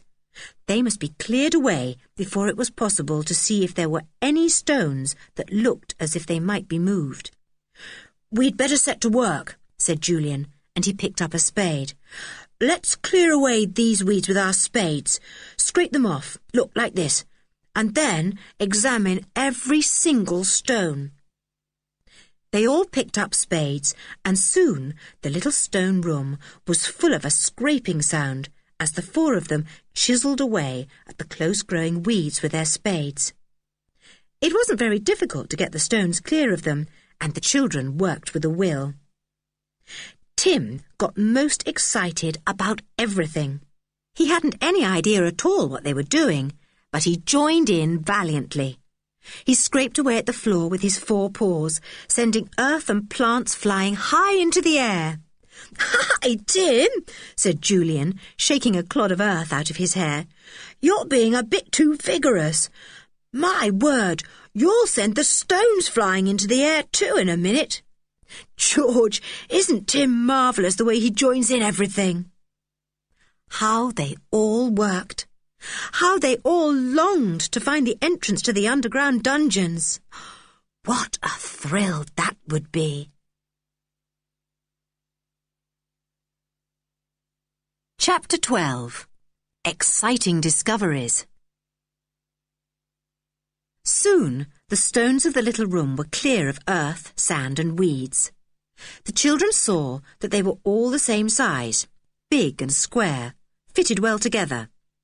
They went over them carefully with their torches, trying to find one that might move or lift. "We should probably find one with an iron ring handle sunk into it," said Julian. But they didn't. All the stones looked exactly the same. It was most disappointing. Julian tried inserting his spade into the cracks between the various stones to see if by any chance he could move one. But they couldn't be moved. It seemed as if they were all set in the solid ground. After about 3 hours' hard work, the children sat down to eat a meal. They were very hungry indeed, and felt glad to think there were so many things to eat. As they ate, they discussed the problem they were trying to solve. "It looks as if the entrance to the dungeons was not under this little room after all," said Julian. "It's disappointing, but somehow I don't think now that the steps down to the dungeon started from here. Let's measure the map and see if we can make out exactly where the steps do start. It may be, of course, that the measurements aren't correct and won't be any help to us at all, but we can try." So they measured as best they could to try and find out in exactly what place the dungeon steps seemed to begin. It was impossible to tell, for the plans of the 3 floors seemed to be done to different scales. Julian stared at the map, puzzled. It seemed rather hopeless. Surely they wouldn't have to hunt all over the ground floor of the castle. It would take ages. "Look," said George, suddenly, putting her finger on the hole that they all thought must be meant to represent the well. "The entrance to the dungeons seems to be not very far off the well. If only we could find the well, we could hunt around a bit for the beginning of the dungeon steps. The well is shown in both maps. It seems to be somewhere about the middle of the castle." "That's a good idea of yours," said Julian, pleased. "Let's go out into the middle of the castle. We can more or less guess where the old well ought to be, because it definitely seems to be about the middle of the old yard out there." Out they all went into the sunshine. They felt very important and serious. It was marvellous to be looking for lost ingots of gold. They all felt perfectly certain that they really were somewhere beneath their feet. It didn't occur to any of the children that the treasure might not be there. They stood in the ruined courtyard that had once been the centre of the castle. They paced out the middle of the yard and then stood there, looking around in vain for anything that might perhaps have been the opening of an old well. It was all so overgrown. Sand had blown in from the shore, and weeds and bushes of all kinds grew there. The stones that had once formed the floor of the big courtyard were now cracked and were no longer lying flat. Most of them were covered with sand or weeds. "Look, there's a rabbit!" cried Dick, as a big sandy rabbit lolloped slowly across the yard. It disappeared into a hole on the other side. Then another rabbit appeared, sat up and looked at the children, and then vanished too. The children were thrilled. They had never seen such tame rabbits before. A third rabbit appeared. It was a small one with absurdly big ears and the tiniest white bob of a tail. It didn't even look at the children. It bounded about in a playful way, and then, to the children's enormous delight, it sat up on its hind legs and began to wash its big ears, pulling down first one and then the other. But this was too much for Timothy. He had watched the other two bound across the yard and then disappear without so much as barking at them. But to see this youngster actually sitting there washing its ears under his very nose was really too much for any dog. He gave an excited yelp and rushed full tilt at the surprised rabbit. For a moment the little thing didn't move. It had never been frightened or chased before, and it stared with big eyes at the rushing dog. Then it turned itself about and tore off at top speed, its white bobtail going up and down as it bounded away. It disappeared under a gorse bush near the children. Timothy went after it, vanishing under the big bush too. Then a shower of sand and earth was thrown up as Tim tried to go down the hole after the rabbit and scraped and scrabbled with his strong front paws as fast as he could. He yelped and whined in excitement, not seeming to hear George's voice calling to him. He meant to get that rabbit. He went almost mad as he scraped at the hole, making it bigger and bigger. "Tim, do you hear me? Come out of there!" shouted George. "You're not to chase the rabbits here. You know you mustn't. You're very naughty. Come out!" But Tim didn't come out. He just went on and on, scraping away madly. George went to fetch him. Just as she got up to the gorse bush, the scraping suddenly stopped. There came a scared yelp, and no more noise was heard. George peered under the prickly bush in astonishment. Tim had disappeared. He just simply wasn't there any more. There was the big rabbit hole, made enormous by Tim, but there was no Tim. "I say, Julian, Tim's gone," said George in a scared voice. "He surely can't have gone down the rabbit's hole, can he? I mean, he's such a big dog." The children crowded round the big gorse bush. There came the sound of a muffled whine from somewhere down it. Julian looked astonished. "He is down the hole," he said. "How queer! I never heard of a dog really going down a rabbit hole before. However are we going to get him out?" "We'll have to dig up the gorse bush to begin with," said George in a determined voice. She would have dug up the whole of Kirin Castle to get Tim back, that was certain. "I can't have poor old Tim whining for help down there and not do what we can to help him." The bush was far too big and prickly to creep underneath. Julian was glad they had brought tools of all kinds. He went to fetch an axe. They had brought a small one with them, and it would do to chop away the prickly branches and trunk of the gorse bush. The children slashed at it, and soon the poor bush began to look a sorry sight. It took a long time to destroy it, for it was prickly, sturdy and stout. Every child's hands were scratched by the time the bush had been reduced to a mere stump. Then they could see the hole quite well. Julian shone his torch down it. He gave a shout of surprise. "I know what's happened. The old well is here. The rabbits had a hole at the side of it, and Tim scraped away to make it bigger, and uncovered a bit of the well hole, and he's fallen down the well. Oh, no! Oh, no! cried George in panic. Oh, Tim! Tim, are you all right? A distant whine came to their ears. Evidently Tim was there somewhere. The children looked at one another. Well, there's only one thing to do, said Julian. We must get out spades now and dig out the hole of the well. Then, maybe, we can let a rope down or something and get Tim. They set to work with their spades. It was not really difficult to uncover the hole, which had been blocked only by the spreading roots of the big gorse bush, some fallen masonry, earth, sand and small stones. Apparently, a big slab had fallen from part of the tower across the well hole and partly closed it. The weather and the growing gorse bush had done the rest. It took all the children together to move the slab. Underneath was a very rotten wooden cover, which had plainly been used in the old days to protect the well. It had rotted so much that when Tim's weight had been pressed on it, it had given just there and made a hole for Tim to fall through. Julian removed the old wooden cover, and then the children could see down the well hole.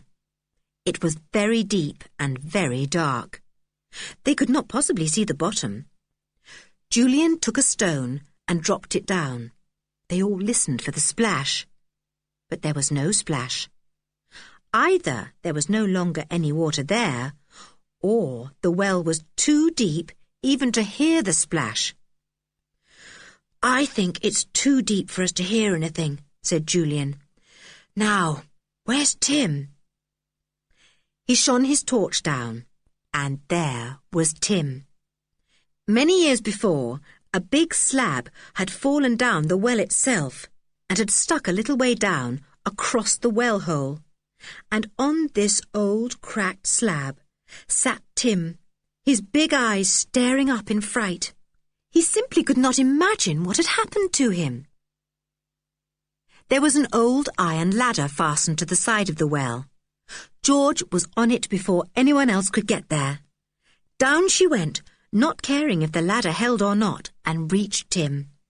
Somehow she got him onto her shoulder, and holding him there with one hand, she climbed slowly up again.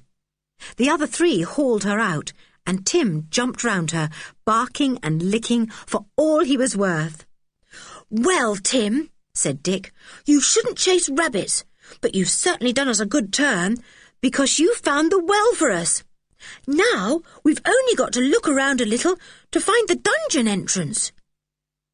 They set to work again to hunt for the dungeon entrance. They dug about with their spades under all the bushes.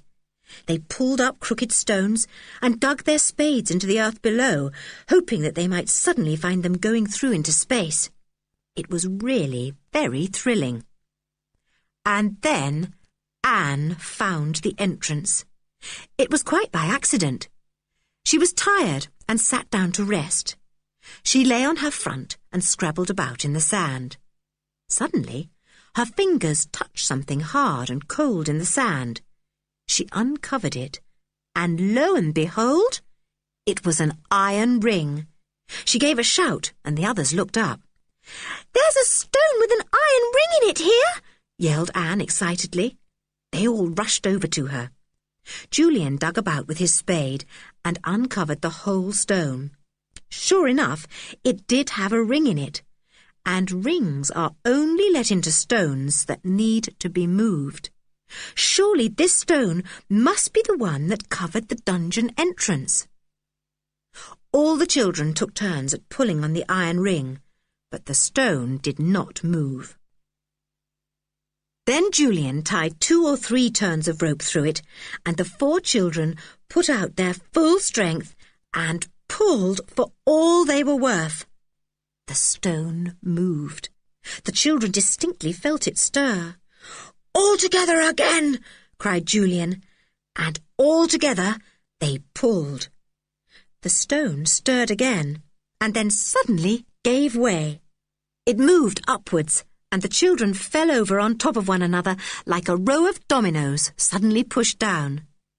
Tim darted to the hole and barked madly down it, as if all the rabbits of the world lived there.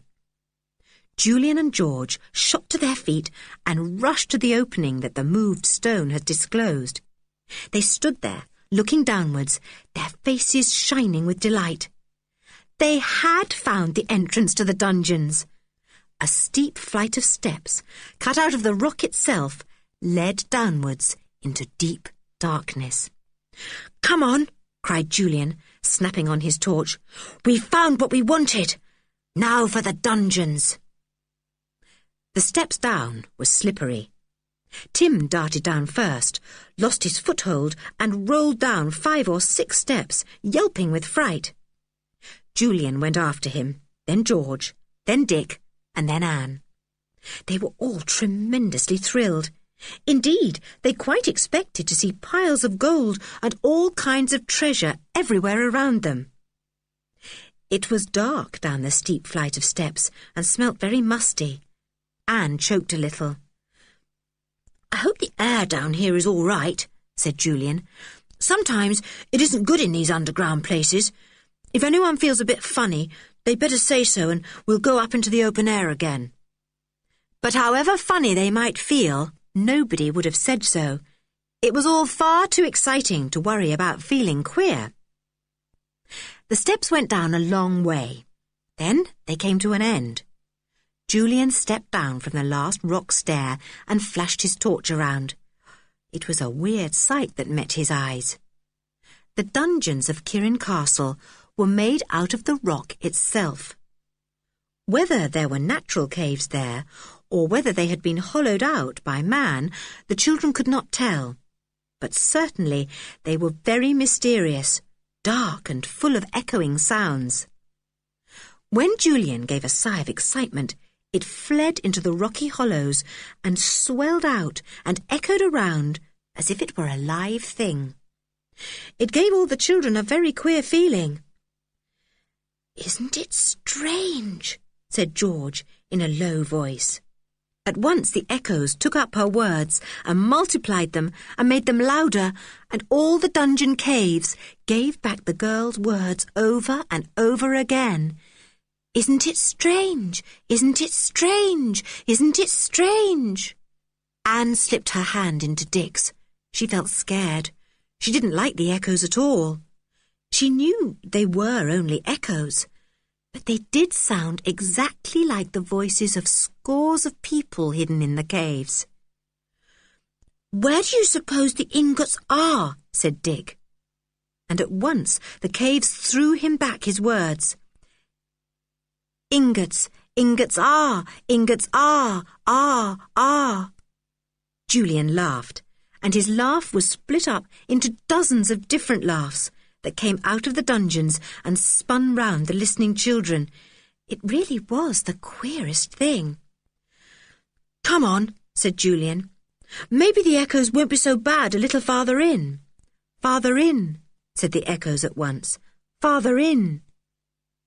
They moved away from the end of the rocky steps and explored the nearby dungeons. They were really only rocky cellars stretching under the castle. Maybe wretched prisoners had been kept there many, many years before, but mostly they had been used for storing things. "I wonder which dungeon was used for storing the ingots," said Julian. He stopped and took the map out of his pocket. He flashed his torch on it. But although it showed him quite plainly the dungeon where ingots were marked, he had no idea at all of the right direction. "I say, look, there's a door here, shutting off the next dungeon," suddenly cried Dick. "I bet this is the dungeon we're looking for. I bet there are ingots in here."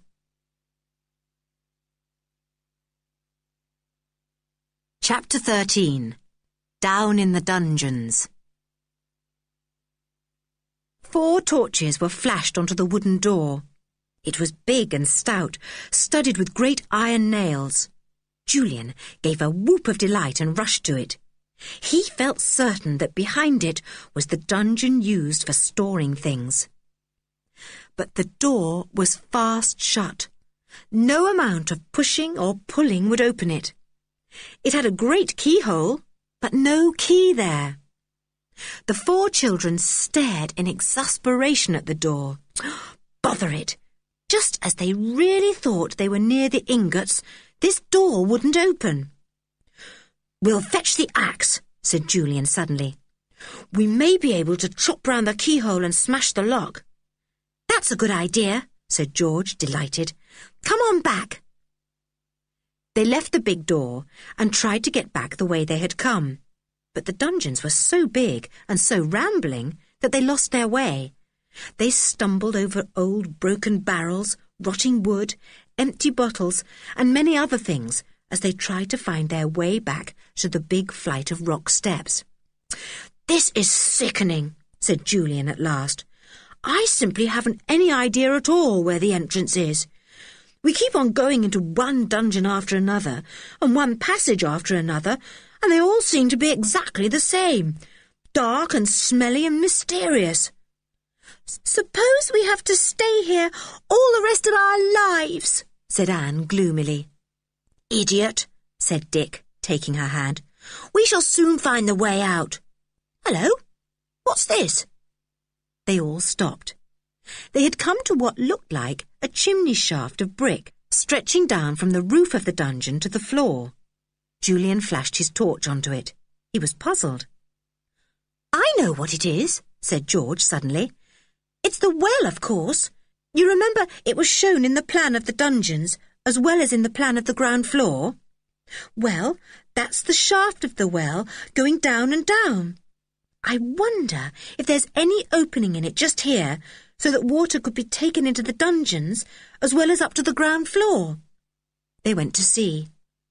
On the other side of the well shaft was a small opening, big enough for one child at a time to put his head and shoulders through and look down. They shone their torches down and up. The well was so deep that it was still impossible to see the bottom of it. Julian dropped a stone down again, but there was no sound of either a thud or a splash. He looked upwards and could see the faint gleam of daylight that slid round the broken slab of stone lying a little way down the shaft, the slab on which Tim had sat waiting to be rescued. "Yes," he said, "this is the well all right. Isn't it queer? Well, now we've found the well, we know that the entrance to the dungeons isn't very far off." That cheered them all up tremendously. They took hands and hunted around in the dark, their torches making bright beams of light here and there. Anne gave a screech of excitement. "Here's the entrance! It must be, because I can see faint daylight coming down." The children rounded a corner, and sure enough, there was the steep, rocky flight of steps leading upwards. Julian took a quick look round so that he might know the way to go when they came down again. He didn't feel at all certain that he would find the wooden door. They all went up into the sunshine. It was delicious to feel the warmth on their heads and shoulders after the cold air down in the dungeons. Julian looked at his watch and gave a loud exclamation. "It's 6:30! 6:30! No wonder I feel hungry. We haven't had any tea. We've been working and wandering about those dungeons for hours." "Well, let's have a kind of tea supper before we do anything else," said Dick. "I don't feel as if I've had anything to eat for about 12 months. "Well, considering you ate about twice as much as anyone else at dinner time," began Julian indignantly. Then he grinned. "I feel the same as you," he said. "Come on, let's get a really good meal. George, what about boiling a kettle and making some cocoa or something? I feel cold after all that time underground." It was fun boiling the kettle on a fire of dry sticks.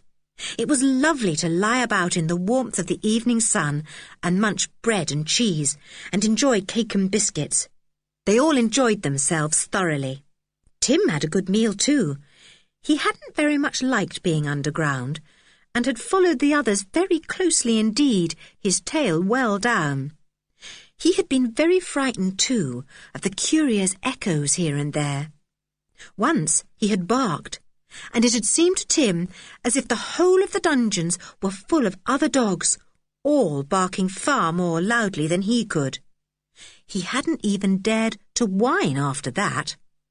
But now he was happy again, eating the titbits that the children gave him and licking George whenever he was near her. It was past 8 o'clock by the time that the children had finished their meal and tied it up. Julian looked at the others. The sun was sinking, and the day was no longer so warm. "Well," he said, "I don't know what you feel, but I don't somehow want to go down into those dungeons again today, not even for the sake of smashing in that door with the axe and opening it. I'm tired, and I don't like the thought of losing my way in those dungeons at night." The others heartily agreed with him, especially Anne, who had secretly been dreading going down again with the night coming on. The little girl was almost asleep. She was so tired out with hard work and excitement. "Come on, Anne," said George, pulling her to her feet. "Bed for you.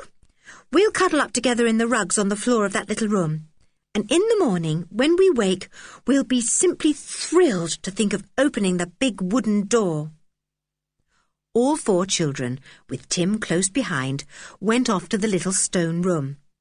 They curled up on their piles of rugs, and Tim crept in with George and Anne. He lay down on them and felt so heavy that Anne had to push him off her legs. He sat himself down on her again, and she groaned half asleep. Tim wagged his tail and thumped it hard against her ankles. Then George pulled him onto her own legs and lay there, feeling him breathe. She was very happy. She was spending the night on her island. They had almost found the ingots, she was sure. She had Tim with her, actually sleeping on her rugs. Perhaps everything would come right after all, somehow. She fell asleep. The children felt perfectly safe with Tim on guard. They slept peacefully until the morning, when Tim saw a rabbit through the broken archway leading to the little room and sped away to chase it. He awoke George as he got up from the rugs, and she sat up and rubbed her eyes. "Wake up!" she cried to the others. "Wake up, all of you! It's morning, and we're on the island!" They all awoke. It was really thrilling to sit up and remember everything. Julian thought of the big wooden door at once. He would soon smash it in with his axe, he felt sure. And then what would they find? They had breakfast and ate just as much as ever. Then Julian picked up the axe they had brought and took everyone to the flight of steps. Tim went too, wagging his tail, but not really feeling very pleased at the thought of going down into the queer places where other dogs seemed to bark and yet were not to be found. Poor Tim would never understand echoes. They all went down underground again. And then, of course, they couldn't find the way to the wooden door. It was most tiresome. "We shall lose our way all over again," said George desperately. "These dungeons are about the most rambling, spread-out maze of underground caves I've ever known. We shall lose the entrance again, too." Julian had a bright idea. He had a piece of white chalk in his pocket, and he took it out. He went back to the steps and marked the wall there. Then he began to put chalk marks along the passages as they walked in the musty darkness. They came to the well, and Julian was pleased. "Now," he said, "whenever we come to the well, we shall at least be able to find the way back to the steps, because we can follow my chalk marks. Now, the thing is, which is the way next? We'll try and find it, and I'll put chalk marks along the walls here and there, but if we go the wrong way and have to come back, we'll rub out the marks and start again from the well another way." This was really a very good idea. They did go the wrong way and had to come back, rubbing out Julian's marks. They reached the well and set off in the opposite direction, and this time they did find the wooden door. There it was, stout and sturdy, its old iron nails rusty and red. The children stared at it in delight. Julian lifted his axe. Crash! He drove it into the wood and round about the keyhole. But the wood was still strong, and the axe only went in an inch or two. Julian drove it in once more. The axe hit one of the big nails and slipped a little to one side. A big splinter of wood flew out and struck poor Dick on the cheek. He gave a yell of pain. Julian jumped in alarm and turned to look at him. Dick's cheek was pouring with blood. "Something flew out of the door and hit me," said poor Dick. "It's a splinter or something." "Golly," said Julian, and he shone his torch onto Dick. "Can you bear it a moment if I pull the splinter out? It's a big one, and it's still sticking into your poor cheek." But Dick pulled it out himself. He made a face with the pain, and then turned very white. "You'd better get up into the open air for a bit," said Julian, "and we'll have to bathe your cheek and stop it bleeding somehow. Anne's got a clean hanky. We'll bathe it and dab it with that. We brought some water with us, luckily." "I'll go with Dick," said Anne. "You stay here with George. There's no need for us all to go."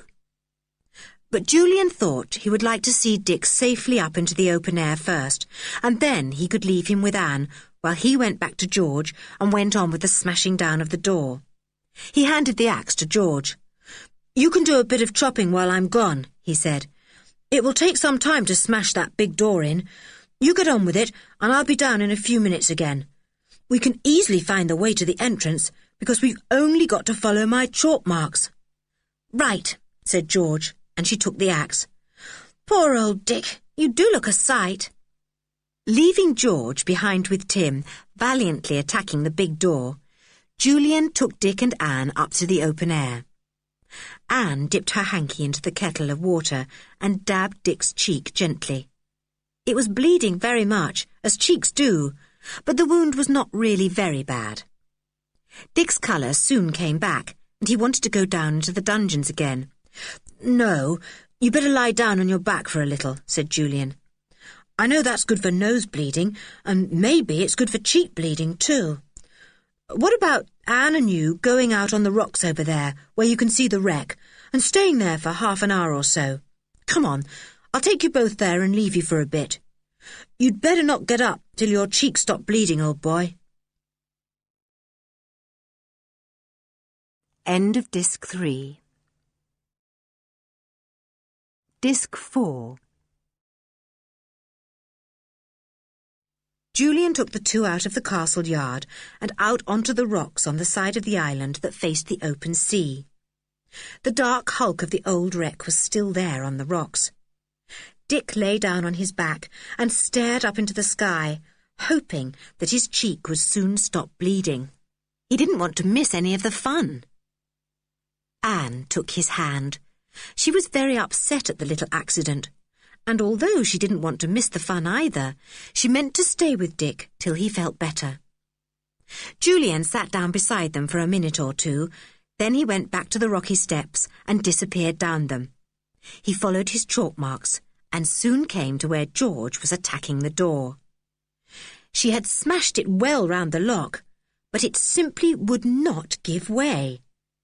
Julian took the axe from her and drove it hard into the wood. After a blow or two, something seemed to happen to the lock. It became loose and hung a little sideways. Julian put down his axe. "I think somehow that we can open the door now," he said in an excited voice. "Get out of the way, Tim, old fellow. Now then, push, George." They both pushed, and the lock gave way with a grating noise. The big door opened creakingly, and the two children went inside, flashing their torches in excitement. The room was not much more than a cave, hollowed out of the rock, but in it was something quite different from the old barrels and boxes the children had found before. At the back, in untidy piles, were curious brick-shaped things of dull yellow-brown metal. Julian picked one up. "George!" he cried. "The ingots! These are real gold! Oh, I know they don't look like it, but they are all the same. George! Oh, George, there's a small fortune here in this cellar, and it's yours. We've found it at last.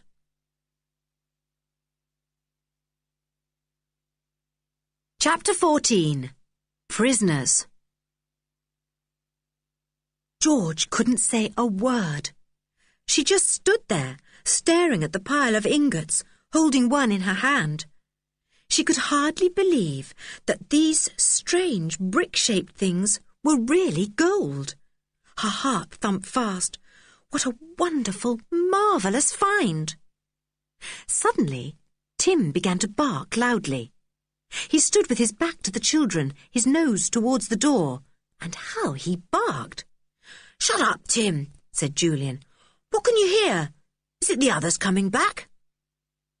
He went to the door and yelled down the passage outside. "Dick! Anne! Is that you? Come quickly, because we've found the ingots! We've found them! Hurry! Hurry!" Tim stopped barking and began to growl. George looked puzzled. "Whatever can be the matter with Tim?" she said.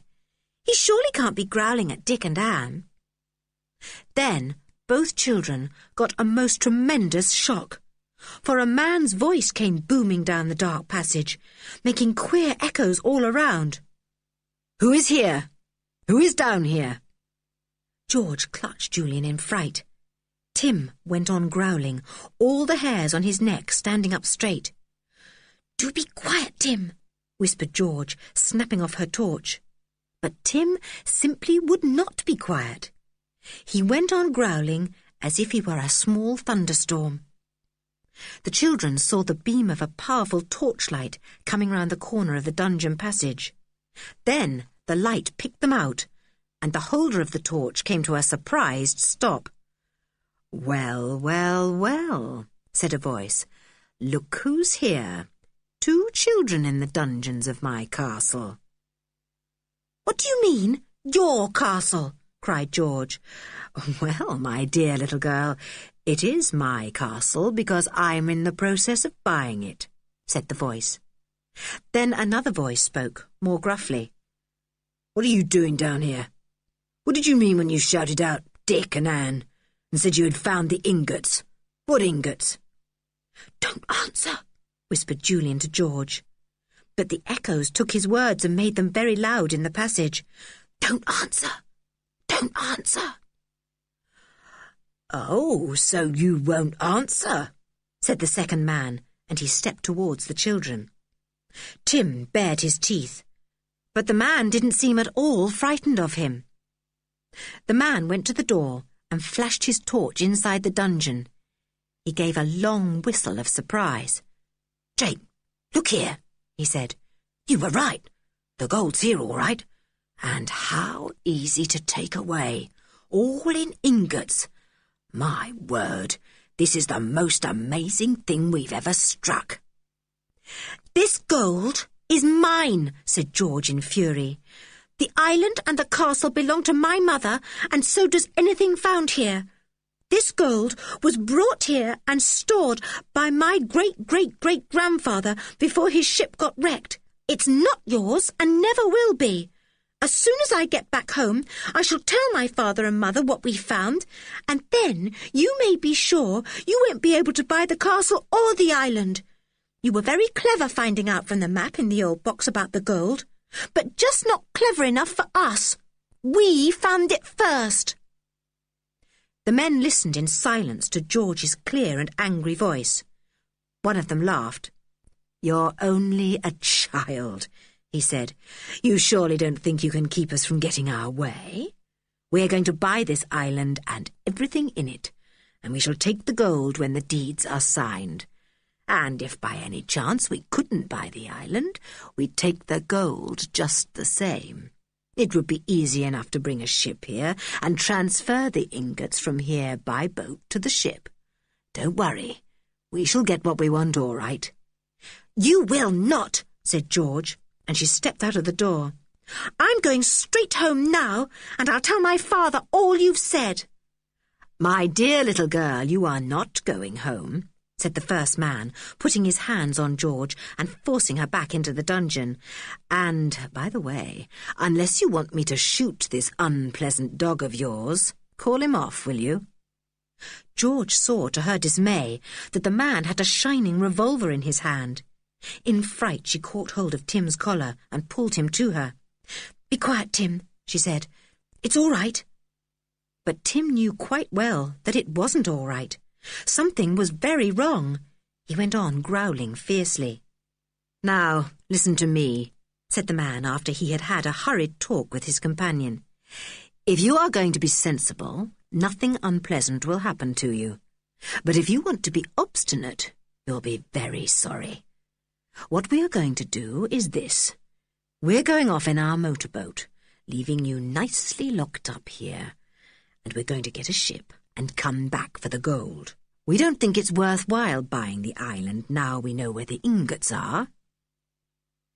And you are going to write a note to your companions above, telling them you've found the gold and they are to come down and look for it," said the other man. "Then we shall lock up all of you in this dungeon with the ingots to play with, leaving you food and drink till we come back. Now then, here is a pencil. Write a note to Dick and Anne, whoever they are, and send your dog up with it. Come on." "I won't," said George, her face furious. "I won't. You can't make me do a thing like that. I won't get poor Dick and Anne down here to be made prisoners. And I won't let you have my gold just when I've discovered it." "We shall shoot your dog if you don't do as you're told," said the first man suddenly. George's heart sank down and she felt cold and terrified. "No, no," she said in a low, desperate voice. "Well, write the note then," said the man, offering her a pencil and paper. "Go on. I'll tell you what to say." "I can't," sobbed George.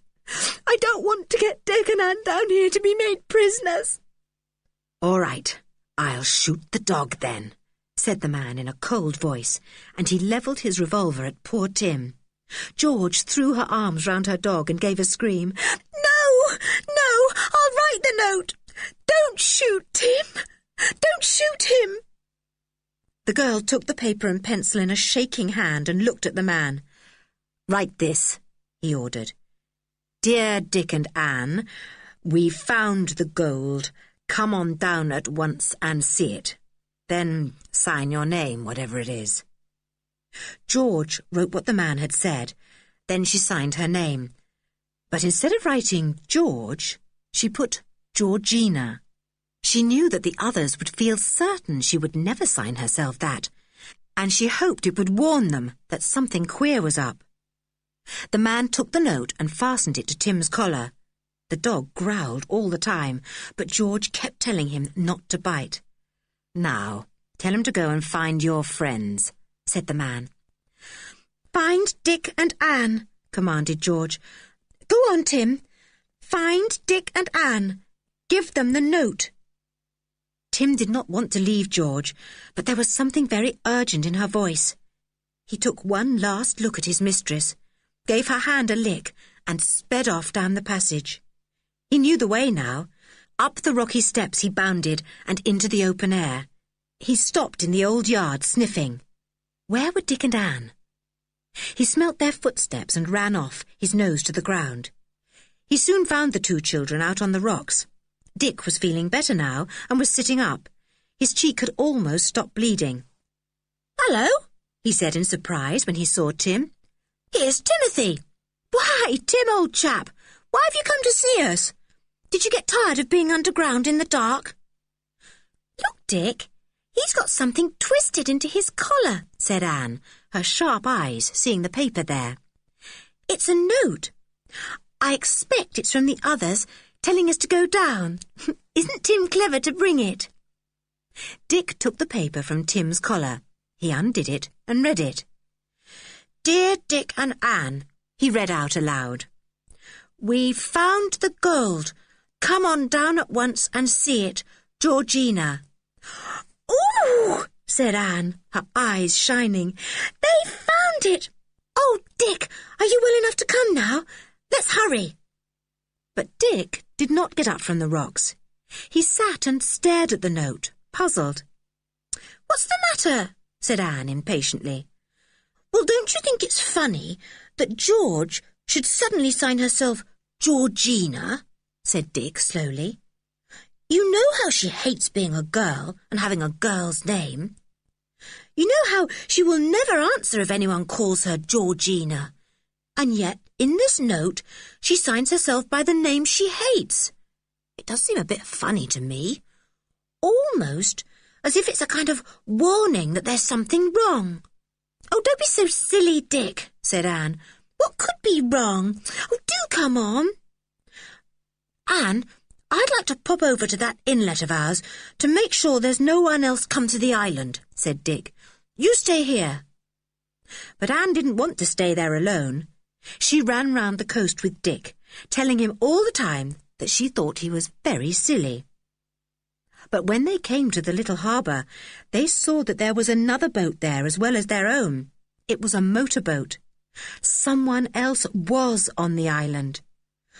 "Look," said Dick in a whisper. "There is someone else here. And I bet it's the men who want to buy the island. I bet they've read that old map and know there's gold here. And they found George and Julian and want to get us all together down in the dungeons so that they can keep us safe till they've stolen the gold. That's why they made George send us that note. But she signed it with a name she never uses to warn us. Now, we must think hard. What are we going to do?" Chapter 15. Dick to the rescue. Dick caught hold of Anne's hand and pulled her quickly away from the cove. He was afraid that whoever had come to the island might be somewhere about and see them.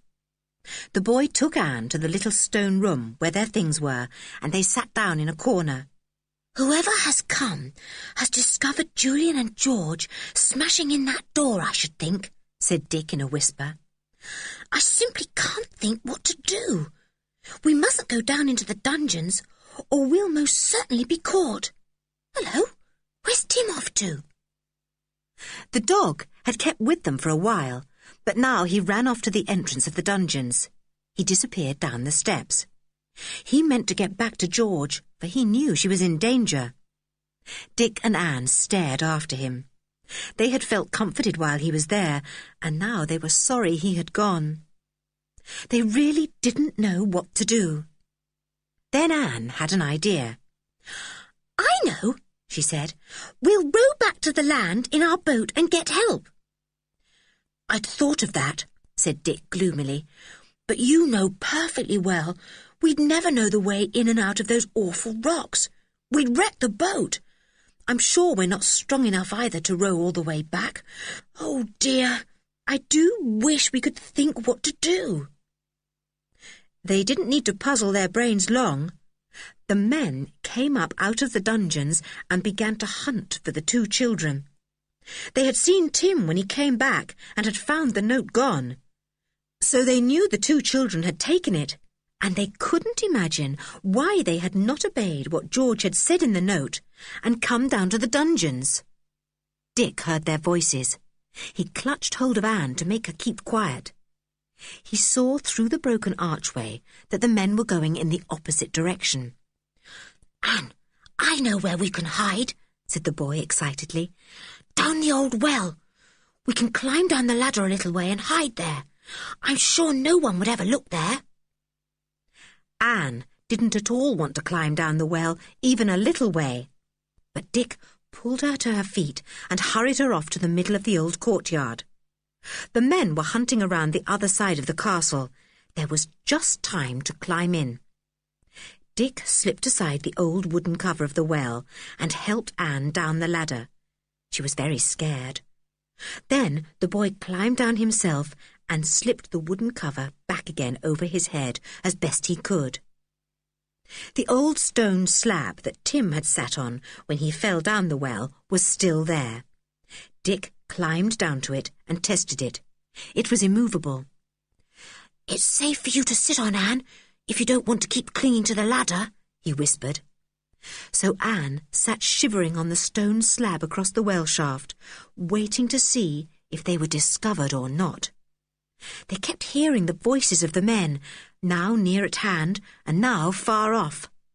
Then the men began to shout for them. Dick! Anne! The others want you. Where are you?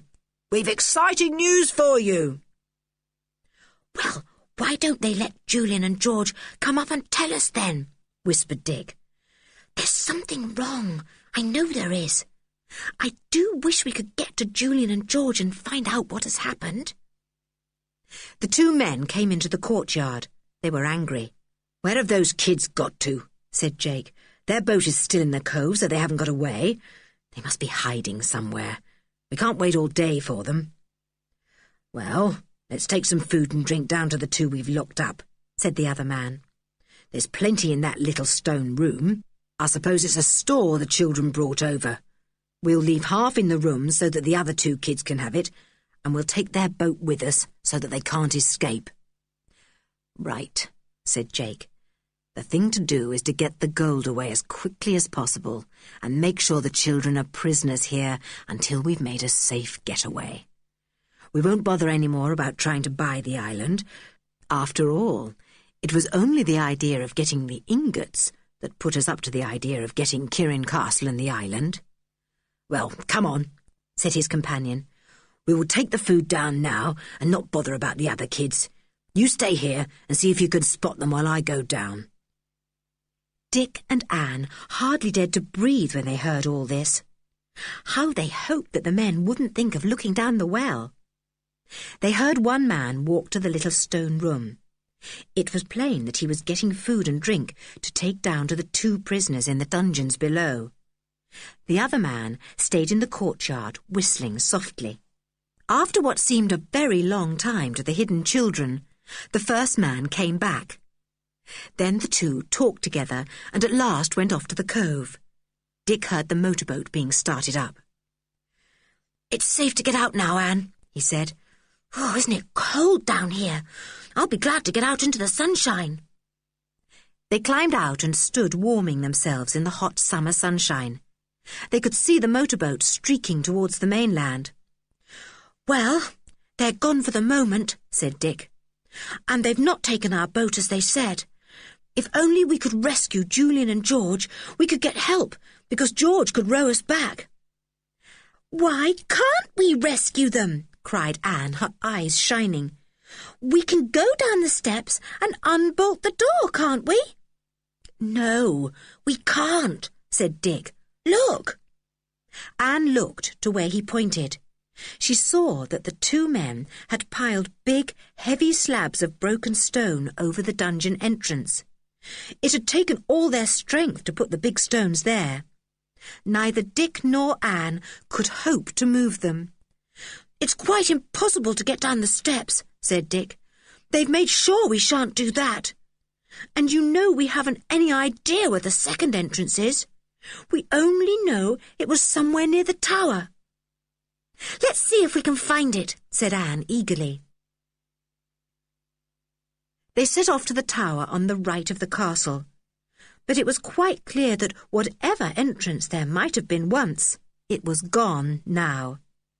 The castle had fallen in very much just there, and there were piles of old broken stones everywhere, quite impossible to move. The children soon gave up the search. Blow, said Dick. How I do hate to think of poor old Julian and George prisoners down below, and we can't even help them. Oh, Anne, can't you think of something to do? Anne sat down on a stone and thought hard. She was very worried. Then she brightened up a little and turned to Dick. Dick, I suppose we couldn't possibly climb down the well, could we? She asked. You know it goes past the dungeons, and there's an opening on the dungeon floor from the well shaft, because, don't you remember, we were able to put in our heads and shoulders and look right up the well to the top. Could we get past that slab, do you think? The one that I sat on just now that has fallen across the well? Dick thought it all over. He went to the well and peered down it. You know, "I believe you're right, Anne," he said at last. "We might be able to squeeze past the slab. There's just about room. I don't know how far the iron ladder goes down, though." "Oh, Dick, do let's try," said Anne. "It's our only chance of rescuing the others." "Well," said Dick, "I'll try it, but not you, Anne. I'm not going to have you falling down the well. The ladder might be broken halfway down. Anything might happen. You must stay up here, and I'll see what I can do." "You will be careful, won't you?" said Anne anxiously. "Take a rope with you, Dick, so that if you need one, you won't have to climb all the way up again." "Good idea," said Dick. He went to the little stone room and got one of the ropes they had put there. He wound it round and round his waist. Then he went back to Anne. "Well, here goes," he said in a cheerful voice. "Don't worry about me. I'll be all right." Anne was rather white. She was terribly afraid that Dick might fall right down to the bottom of the well. She watched him climb down the iron ladder to the slab of stone. He tried his best to squeeze by it, but it was very difficult. At last he managed it, and after that Anne could see him no more. But she could hear him, for he kept calling up to her. "Ladder's still going strong, Anne. I'm all right. Can you hear me?" "Yes!" shouted Anne down the well, hearing her voice echo in a funny, hollow manner. "Take care, Dick. I do hope the ladder goes all the way down." "I think it does," yelled back Dick. Then he gave a loud exclamation. "Blow! It's broken just here. Broken right off. Or else it ends. I'll have to use my rope." There was a silence as Dick unwound the rope from his waist. He tied it firmly to the last but one rung of the ladder, which seemed quite strong. "I'm going down the rope now," he shouted to Anne. "Don't worry, I'm all right. Here I go." Anne couldn't hear what Dick said after that, for the well shaft made his words go crooked, and she couldn't make out what they were. But she was glad to hear him shouting, even though she didn't know what he said. She yelled down to him too, hoping he could hear her. Dick slid down the rope, holding on to it with hands, knees and feet, glad that he was so good at gym at school. He wondered if he was anywhere near the dungeons. He seemed to have gone down a long way. He managed to get out his torch. He put it between his teeth after he had switched it on, so that he might have both hands free for the rope. The light from the torch showed him the walls of the well around him. He couldn't make out if he was above or below the dungeons. He didn't want to go right down to the bottom of the well. He decided that he must have just passed the opening into the dungeon caves. He climbed back up the rope a little way, and to his delight saw that he was right. The opening onto the dungeons was just by his head. He climbed up till he was level with it, and then swung himself to the side of the well where the small opening was. He managed to get hold of the bricked edge, and then tried to scramble through the opening into the dungeon. It was difficult, but luckily Dick was not very big. He managed it at last, and stood up straight with a sigh of relief. He was in the dungeons. He could now follow the chalk marks to the room or cave where the ingots were, and where he felt sure that George and Julian were imprisoned. He shone his torch on the wall. Yes, there were the chalk marks. Good. He put his head into the well opening and yelled at the top of his voice. "Anne, I'm in the dungeons! Watch out that the men don't come back!" Then he began to follow the white chalk marks, his heart beating fast. After a while, he came to the door of the storeroom.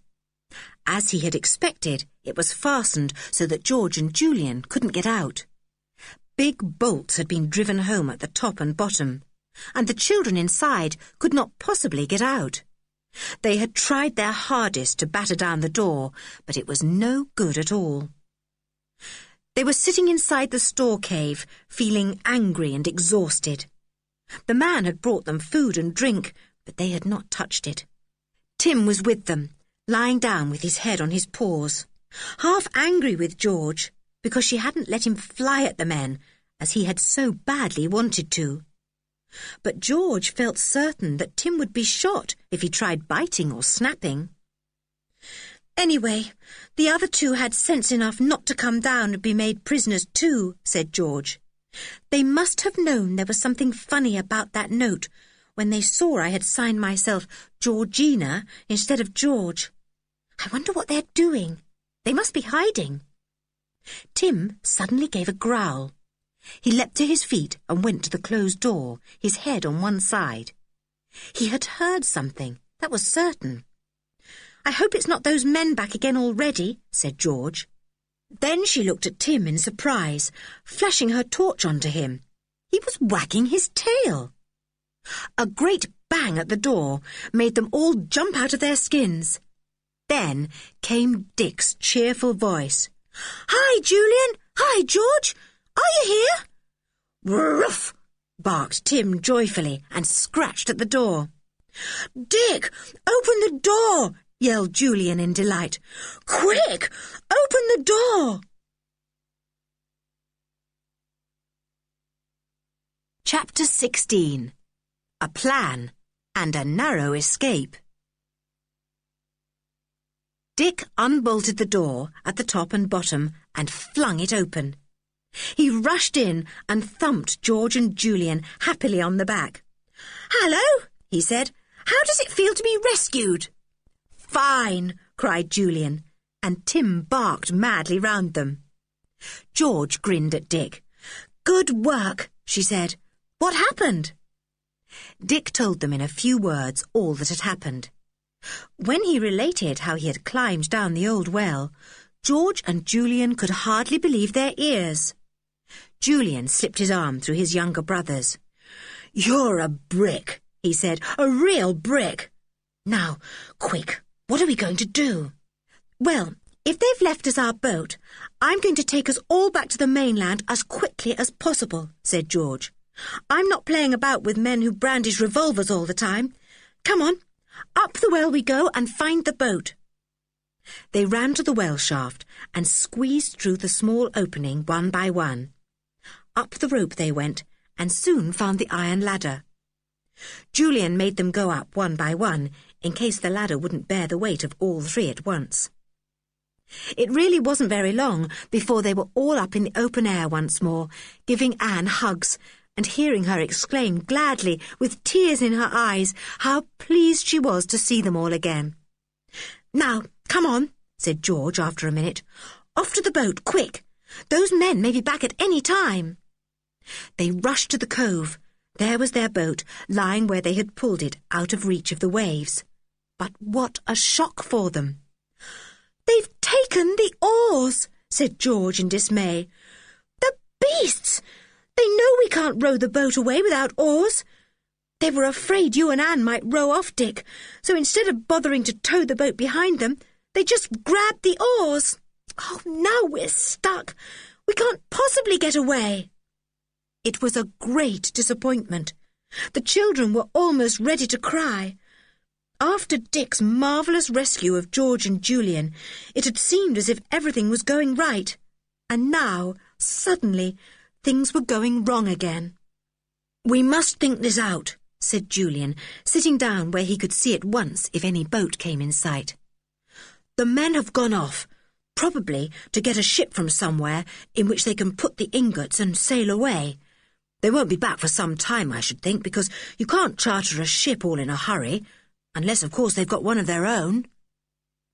And in the meantime, we can't get off the island to get help, because they've got our oars, said George.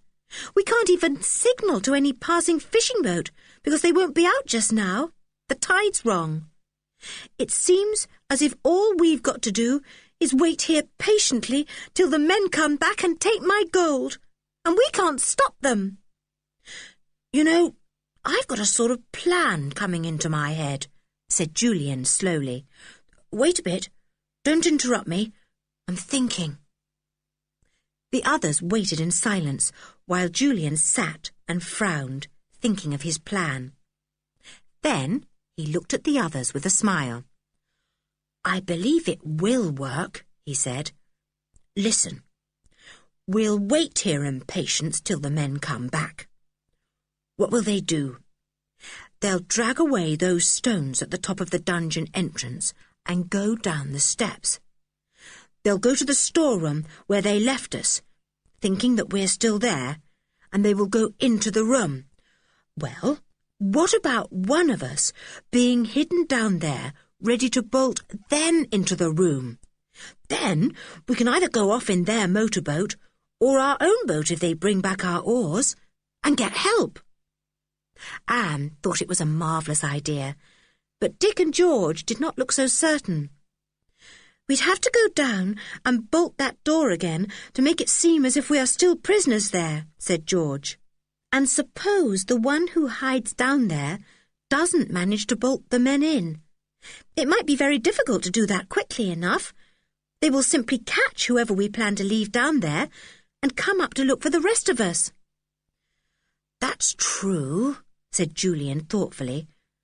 Well, we'll suppose that Dick, or whoever goes down, doesn't manage to bolt them in and make them prisoners, and the men come up here again. All right, while they are down below, we'll pile big stones over the entrance just as they did. Then they won't be able to get out. What about Dick down below? Said Anne at once. I could climb up the well again, said Dick eagerly. I'll be the one to go down and hide. I'll do my best to bolt the men into the room, and if I have to escape, I'll climb up the well shaft again.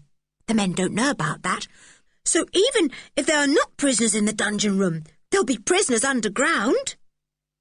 The children talked over this plan and decided that it was the best they could think of. Then George said she thought it would be a good thing to have a meal. They were all half-starved, and now that the worry and excitement of being rescued was over, they were feeling very hungry. They fetched some food from the little room and ate it in the cove, keeping a sharp lookout for the return of the men.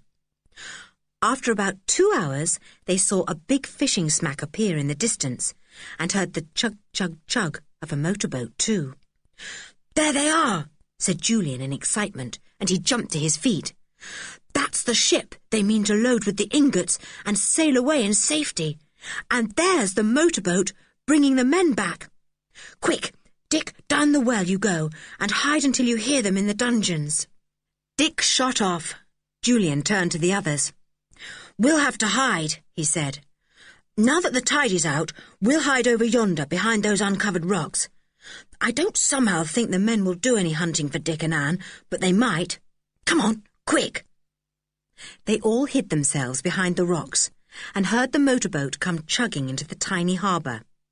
They could hear men calling to one another. There sounded to be more than 2 men this time. Then the men left the inlet and went up the low cliff towards the ruined castle. Julian crept behind the rocks and peeped to see what the men were doing. He felt certain they were pulling away the slabs of stone that had been piled on top of the entrance to prevent Dick and Anne going down to rescue the others. George, come on, called Julian in a low tone.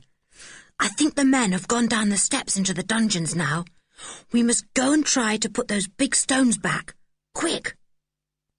George, Julian and Anne ran softly and swiftly to the old courtyard of the castle.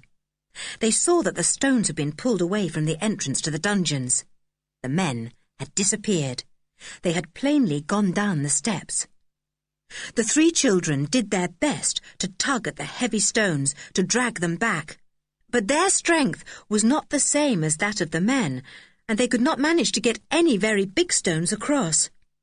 They put 3 smaller ones, and Julian hoped the men would find them too difficult to move from below. If only Dick has managed to bolt them into that room, he said to the others. Come on, back to the well now. Dick will have to come up there because he won't be able to get out of the entrance. They all went to the well. Dick had removed the old wooden cover, and it was lying on the ground. The children leaned over the hole of the well and waited anxiously. What was Dick doing? They could hear nothing from the well, and they longed to know what was happening. There was plenty happening down below. The 2 men and another had gone down into the dungeons, expecting, of course, to find Julian, George and the dog still locked up in the storeroom with the ingots. They passed the well shaft, not guessing that an excited small boy was hidden there, ready to slip out of the opening as soon as they had passed. Dick heard them pass. He slipped out of the well opening and followed behind quietly, his feet making no sound. He could see the beams made by the men's powerful torches, and with his heart thumping loudly, he crept along the smelly old passages, between great caves, until the men turned into the wide passage where the store cave lay. "Here it is," Dick heard one of the men say, as he flashed his torch onto the great door. "The gold's in there, so are the kids." The men unbolted the door at top and bottom. Dick was glad that he had slipped along to bolt the door, for if he hadn't done that before the men had come, they would have known that Julian and George had escaped and would have been on their guard. The man opened the door and stepped inside. The second man followed him.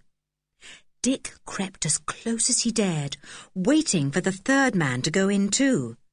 Then he meant to slam the door and bolt it. The first man swung his torch round and gave a loud exclamation. "The children are gone! How strange! Where are they?" 2 of the men were now in the cave, and the third stepped in at that moment. Dick darted forward and slammed the door. It made a crash that went echoing round and round the caves and passages. Dick fumbled with the bolts, his hand trembling. They were stiff and rusty. The boy found it hard to shoot them home in their sockets. And meanwhile, the men were not idle. As soon as they heard the door slam, they spun round. The third man put his shoulder to the door at once and heaved hard. Dick had just got one of the bolts almost into its socket. Then all 3 men forced their strength against the door, and the bolt gave way. Dick stared in horror. The door was opening. He turned and fled down the dark passage. The men flashed their torches on and saw him. They went after the boy at top speed. Dick fled to the well shaft. Fortunately, the opening was on the opposite side, and he could clamber into it without being seen in the light of the torches. The boy only just had time to squeeze through into the shaft before the 3 men came running by. Not one of them guessed that the runaway was squeezed into the well shaft they'd passed. Indeed, the men did not even know that there was a well there.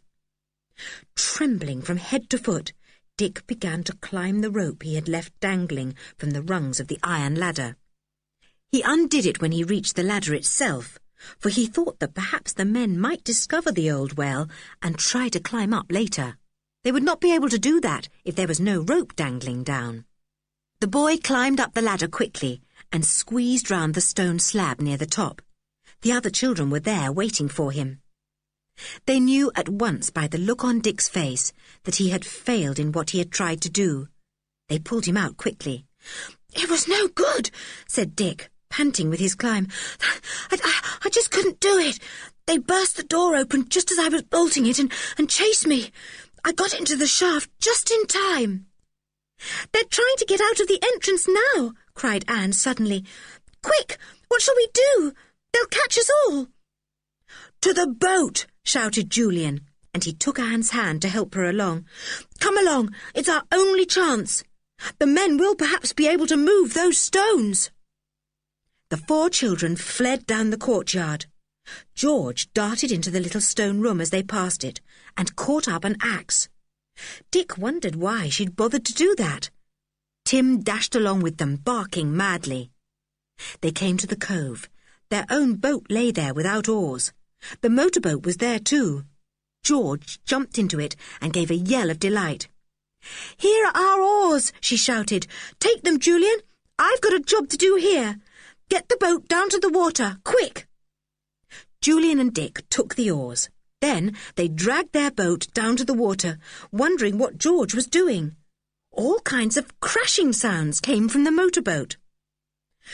"George! George, back up! The men are out!" suddenly yelled Julian. He had seen the three men running to the cliff that led down to the cove. George leapt out of the motorboat and joined the others. They pushed their boat out onto the water, and George took the oars at once, pulling for all she was worth. The three men ran to their motorboat.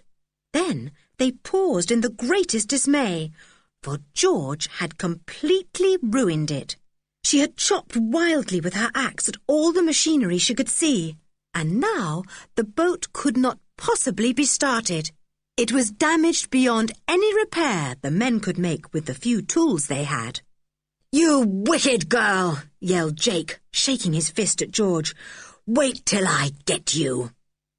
"I'll wait," shouted back George, her blue eyes shining dangerously. "And you can wait too. You won't be able to leave my island now." Chapter 17.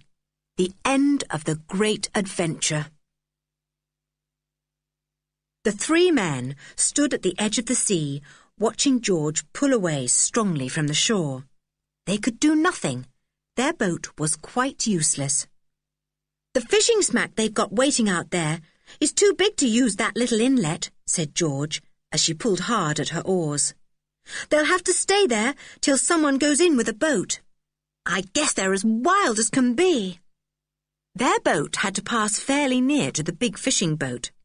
A man hailed them as they came by. "Ahoy there! Have you come from Kirin Island?" "Don't answer," said George. "Don't say a word." So no one said anything at all, but looked the other way as if they hadn't heard. "Ahoy there!" yelled the man angrily. "Are you deaf? Have you come from the island?" Still the children said nothing at all, but looked away while George rowed steadily. The man on the ship gave it up and looked in a worried manner towards the island. He felt sure the children had come from there, and he knew enough of his comrades' adventures to wonder if everything was right on the island. "He may put out a boat from the smack and go and see what's happening," said George. "Well, he can't do much except take the men off with a few ingots. I hardly think they'll dare to take any of the gold, though, now that we've escaped to tell our tale." Julian looked behind at the ship. He saw after a time that the little boat it carried was being lowered into the sea. "You're right," he said to George. "They're afraid something is up. They're going to rescue those three men. Oh, what a pity." Their little boat reached land. The children leapt out into the shallow water and dragged it up to the beach. Tim pulled at the rope too, wagging his tail. He loved to join in anything that the children were doing. "Shall you take Tim to Elf?" asked Dick. George shook her head. "No," she said. "We haven't any time to waste. We must go and tell everything that has happened. I'll tie Tim up to the fence in the front garden." They made their way to Kirin Cottage at top speed. Aunt Fanny was gardening there. She stared in surprise to see the hurrying children. "Why," she said, "I thought you were not coming back till tomorrow or the next day. Has anything happened? Oh, what's the matter with Dick's cheek?" "Nothing much," said Dick. The others chimed in. "Aunt Fanny, where's Uncle Quentin? We have something important to tell him." "Mother, we've had such an adventure." "Aunt Fanny, we've an awful lot to tell you. We really have." Aunt Fanny looked at the untidy children in amazement. "Whatever has happened?" she said. Then she turned towards the house and called, "Quentin, Quentin, the children have something to tell us." Uncle Quentin came out, looking rather cross, for he was in the middle of his work. "What's the matter?" he asked. "Uncle, it's about Kirin Island," said Julian eagerly. "Those men haven't bought it yet, have they?" "Well, it's practically sold," said his uncle. "I've signed my part, and they are to sign their part tomorrow. Why? What's that to do with you?" "Uncle, those men won't sign tomorrow," said Julian. "Do you know why they wanted to buy the island and the castle? Not because they really wanted to build a hotel or anything like that, but because they knew the lost gold was hidden there." "What nonsense are you talking?" said his uncle. "It isn't nonsense, Father," cried George indignantly. "It's all true. The map of the old castle was in that box you sold, and in the map was shown where the ingots were hidden by my great-great-great-grandfather." George's father looked amazed and annoyed. He simply didn't believe a word. But his wife saw by the solemn and serious faces of the 4 children that something important really had happened. And then Anne suddenly burst into loud sobs. The excitement had been too much for her, and she couldn't bear to think that her uncle wouldn't believe that everything was true. Aunt Fanny, it's all true," she sobbed. "Uncle Quentin is horrid not to believe us. Oh, Aunt Fanny, the man had a revolver and, he made Julian and George prisoners in the dungeons and Dick had to climb down the well to rescue them and George has smashed up their motorboat to stop them escaping." Her aunt and uncle couldn't make head or tail of this, but Uncle Quentin suddenly seemed to think that the matter was serious and worth looking into. "Smashed up a motorboat?" he said. "Whatever for? Come indoors. I shall have to hear the story from beginning to end.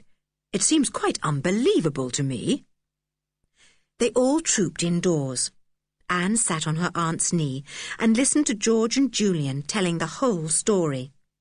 They told it well and left nothing out. Aunt Fanny grew quite pale as she listened, especially when she heard about Dick climbing down the well. "You might have been killed," she said. "Oh, Dick, what a brave thing to do!" Uncle Quentin listened in the utmost amazement. He had never had much liking or admiration for any children. He always thought they were noisy, tiresome and silly. But now, as he listened to Julian's tale, he changed his mind about these 4 children at once. "You've been very clever," he said, "and very brave too. I'm proud of you. Yes, I'm very proud of you all. No wonder you didn't want me to sell the island, George, when you knew about the ingots, but why didn't you tell me?" The 4 children stared at him and didn't answer. They couldn't very well say, "Well, firstly, you wouldn't have believed us. Secondly, you are bad-tempered and unjust, and we are frightened of you. Thirdly, we didn't trust you enough to do the right thing." "Why don't you answer?" said their uncle. His wife answered for them in a gentle voice. "Quentin, you scare the children, you know, and I don't expect they like to go to you. But now that they have, you will be able to take matters into your own hands. The children cannot do any more. You must ring up the police and see what they have to say about all this."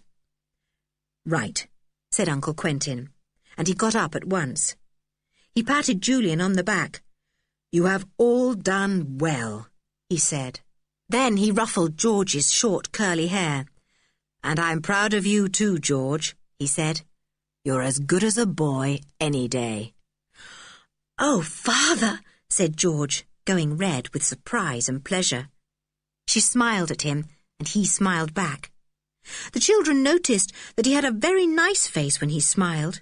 He and George were really very alike to look at. Both looked ugly when they sulked and frowned, and both were good to look at when they laughed or smiled. George's father went off to telephone the police, and his lawyer too. The children sat and ate biscuits and plums, telling their aunt a great many little details they had forgotten when telling the story before. As they sat there came a loud and angry bark from the front garden. George looked up. "That's Tim," she said, with an anxious look at her mother. "I hadn't time to take him to Alf, who keeps him for me. Mother, Tim was such a comfort to us on the island, you know. I'm sorry he's barking now, but I expect he's hungry." "Well, fetch him in," said her mother unexpectedly. "He's quite a hero too. We must give him a good dinner." George smiled in delight. She sped out of the door and went to Tim. She set him free, and he came bounding indoors, wagging his long tail. He licked George's mother and cocked his ears at her. "Good dog," she said, and actually patted him. "I'll get you some dinner." Tim trotted out to the kitchen with her. Julian grinned at George. "Well, look at that," he said. "Your mother's a brick, isn't she?" "Yes, but I don't know what Father will say when he sees Tim in the house again," said George doubtfully. Her father came back at that minute, his face grave. "The police take a serious view of all this," he said, "and so does my lawyer. They all agree in thinking that you children have been remarkably clever and brave, and George, my lawyer says that the ingots definitely belong to us. Are there really a lot?" "Father, there are hundreds!" cried George. "Simply hundreds, all in a big pile in the dungeon." "Oh, Father, shall we be rich now?" "Yes," said her father, "we shall. Rich enough to give you and your mother all the things I've longed to give you for so many years and couldn't. I've worked hard enough for you, but it's not the kind of work that brings in a lot of money, and so I've become irritable and bad-tempered. But now you shall have everything you want." "I don't really want anything I haven't already got," said George. "But, Father, there is one thing I'd like more than anything else in the world, and it won't cost you a penny." "You shall have it, my dear," said her father, slipping his arm around George, much to her surprise. "Just say what it is, and even if it costs £100, you shall have it." Just then there came the pattering of big feet down the passage to the room they were in. A big hairy head pushed itself through the door and looked inquiringly at everyone there. It was Tim, of course. Uncle Quentin stared at him in surprise. "Why, isn't that Tim?" he asked. "Hello, Tim." "Father, Tim is the thing I want most in all the world," said George, squeezing her father's arm. "You can't think what a friend he was to us on the island, and he wanted to fly at those men and fight them. Oh, Father, I don't want any other present. I only want to keep Tim and have him here for my very own. We could afford to give him a proper kennel to sleep in now, and I'd see that he didn't disturb you. I really would." "Well, of course you can have him," said her father. And Tim came right into the room at once, wagging his tail, looking for all the world as if he had understood every word that had been said. He actually licked Uncle Quentin's hand. Anne thought that was very brave of him. But Uncle Quentin was quite different now. It seemed as if a great weight had been lifted off his shoulders. They were rich now. George could go to a good school, and his wife could have the things he had so much wanted her to have. And he would be able to go on with the work he loved without feeling that he was not earning enough to keep his family in comfort. He beamed round at everyone, looking as jolly a person as anyone could wish. George was overjoyed about Tim. She flung her arms round her father's neck and hugged him, a thing she had not done for a long time. He looked astonished, but very pleased. "Well, well," he said, "this is all very pleasant. Oh, hello, is this the police already?" It was. They came up to the door and had a few words with Uncle Quentin. Then one stayed behind to take down the children's story in his notebook, and the others went off to get a boat to the island. The men had gone from there. The boat from the fishing smack had fetched them away, and now both ship and boat had disappeared. The motorboat was still there, quite unusable. The inspector looked at it with a grin. "Fierce young lady, isn't she, that Miss Georgina?" he said. "Done this job pretty well. No one could get away in this boat. We'll have to get it towed into harbour." The police brought back with them some of the ingots of gold to show Uncle Quentin. They had sealed up the door of the dungeon so that no one else could get in until the children's uncle was ready to go and fetch the gold. Everything was being done thoroughly and properly, though far too slowly for the children. They had hoped that the men would have been caught and taken to prison and that the police would bring back the whole of the gold at once. They were all very tired that night and didn't make any fuss at all when their aunt said they must go to bed early. They undressed and then the boys went to eat their supper in the girls' bedroom. Tim was there, ready to lick up any fallen crumbs.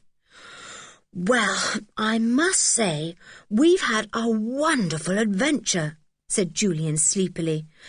"In a way, I'm sorry it's ended, though at times I didn't enjoy it very much, especially when you and I, George, were prisoners in that dungeon. That was awful."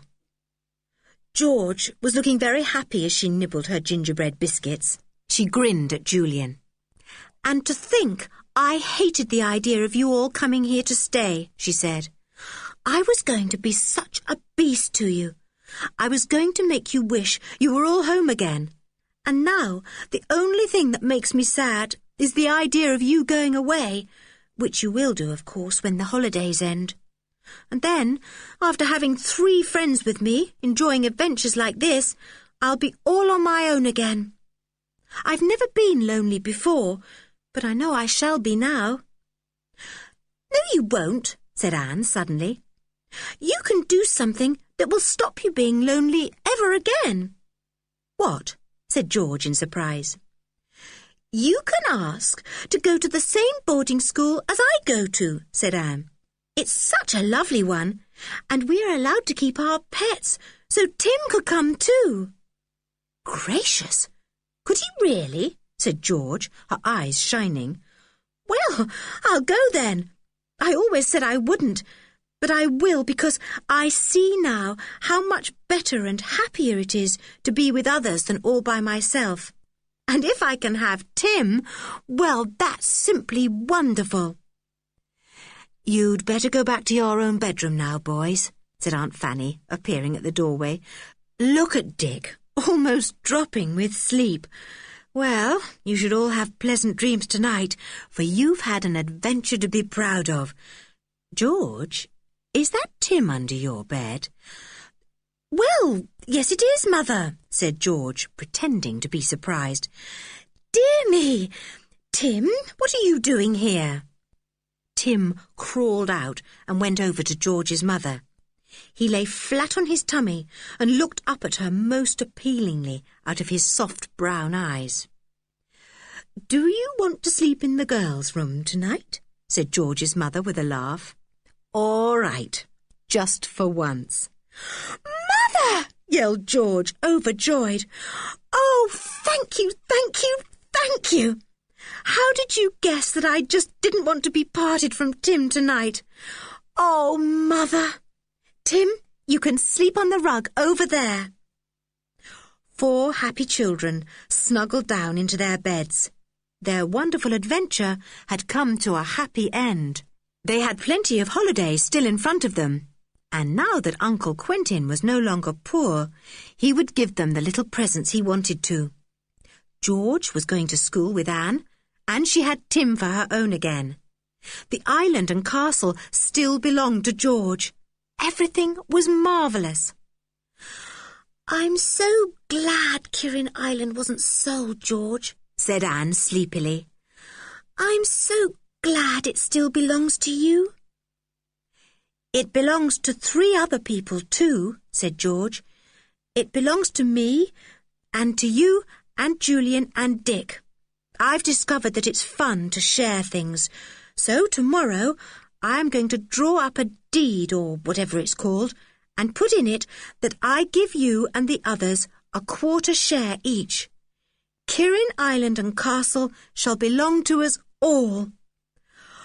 "Oh, George, how lovely!" said Anne, delighted.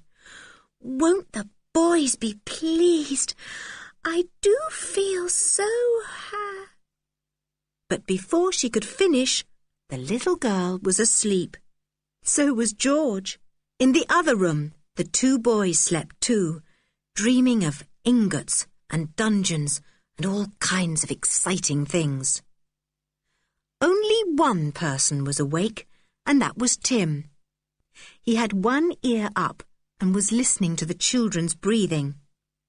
As soon as he knew they were asleep, he got up quietly from his rug. He crept softly over to George's bed. He put his front paws up and sniffed at the sleeping girl. Then, with a bound, he was on the bed and snuggled himself down into the crook of her legs. He gave a sigh and shut his eyes.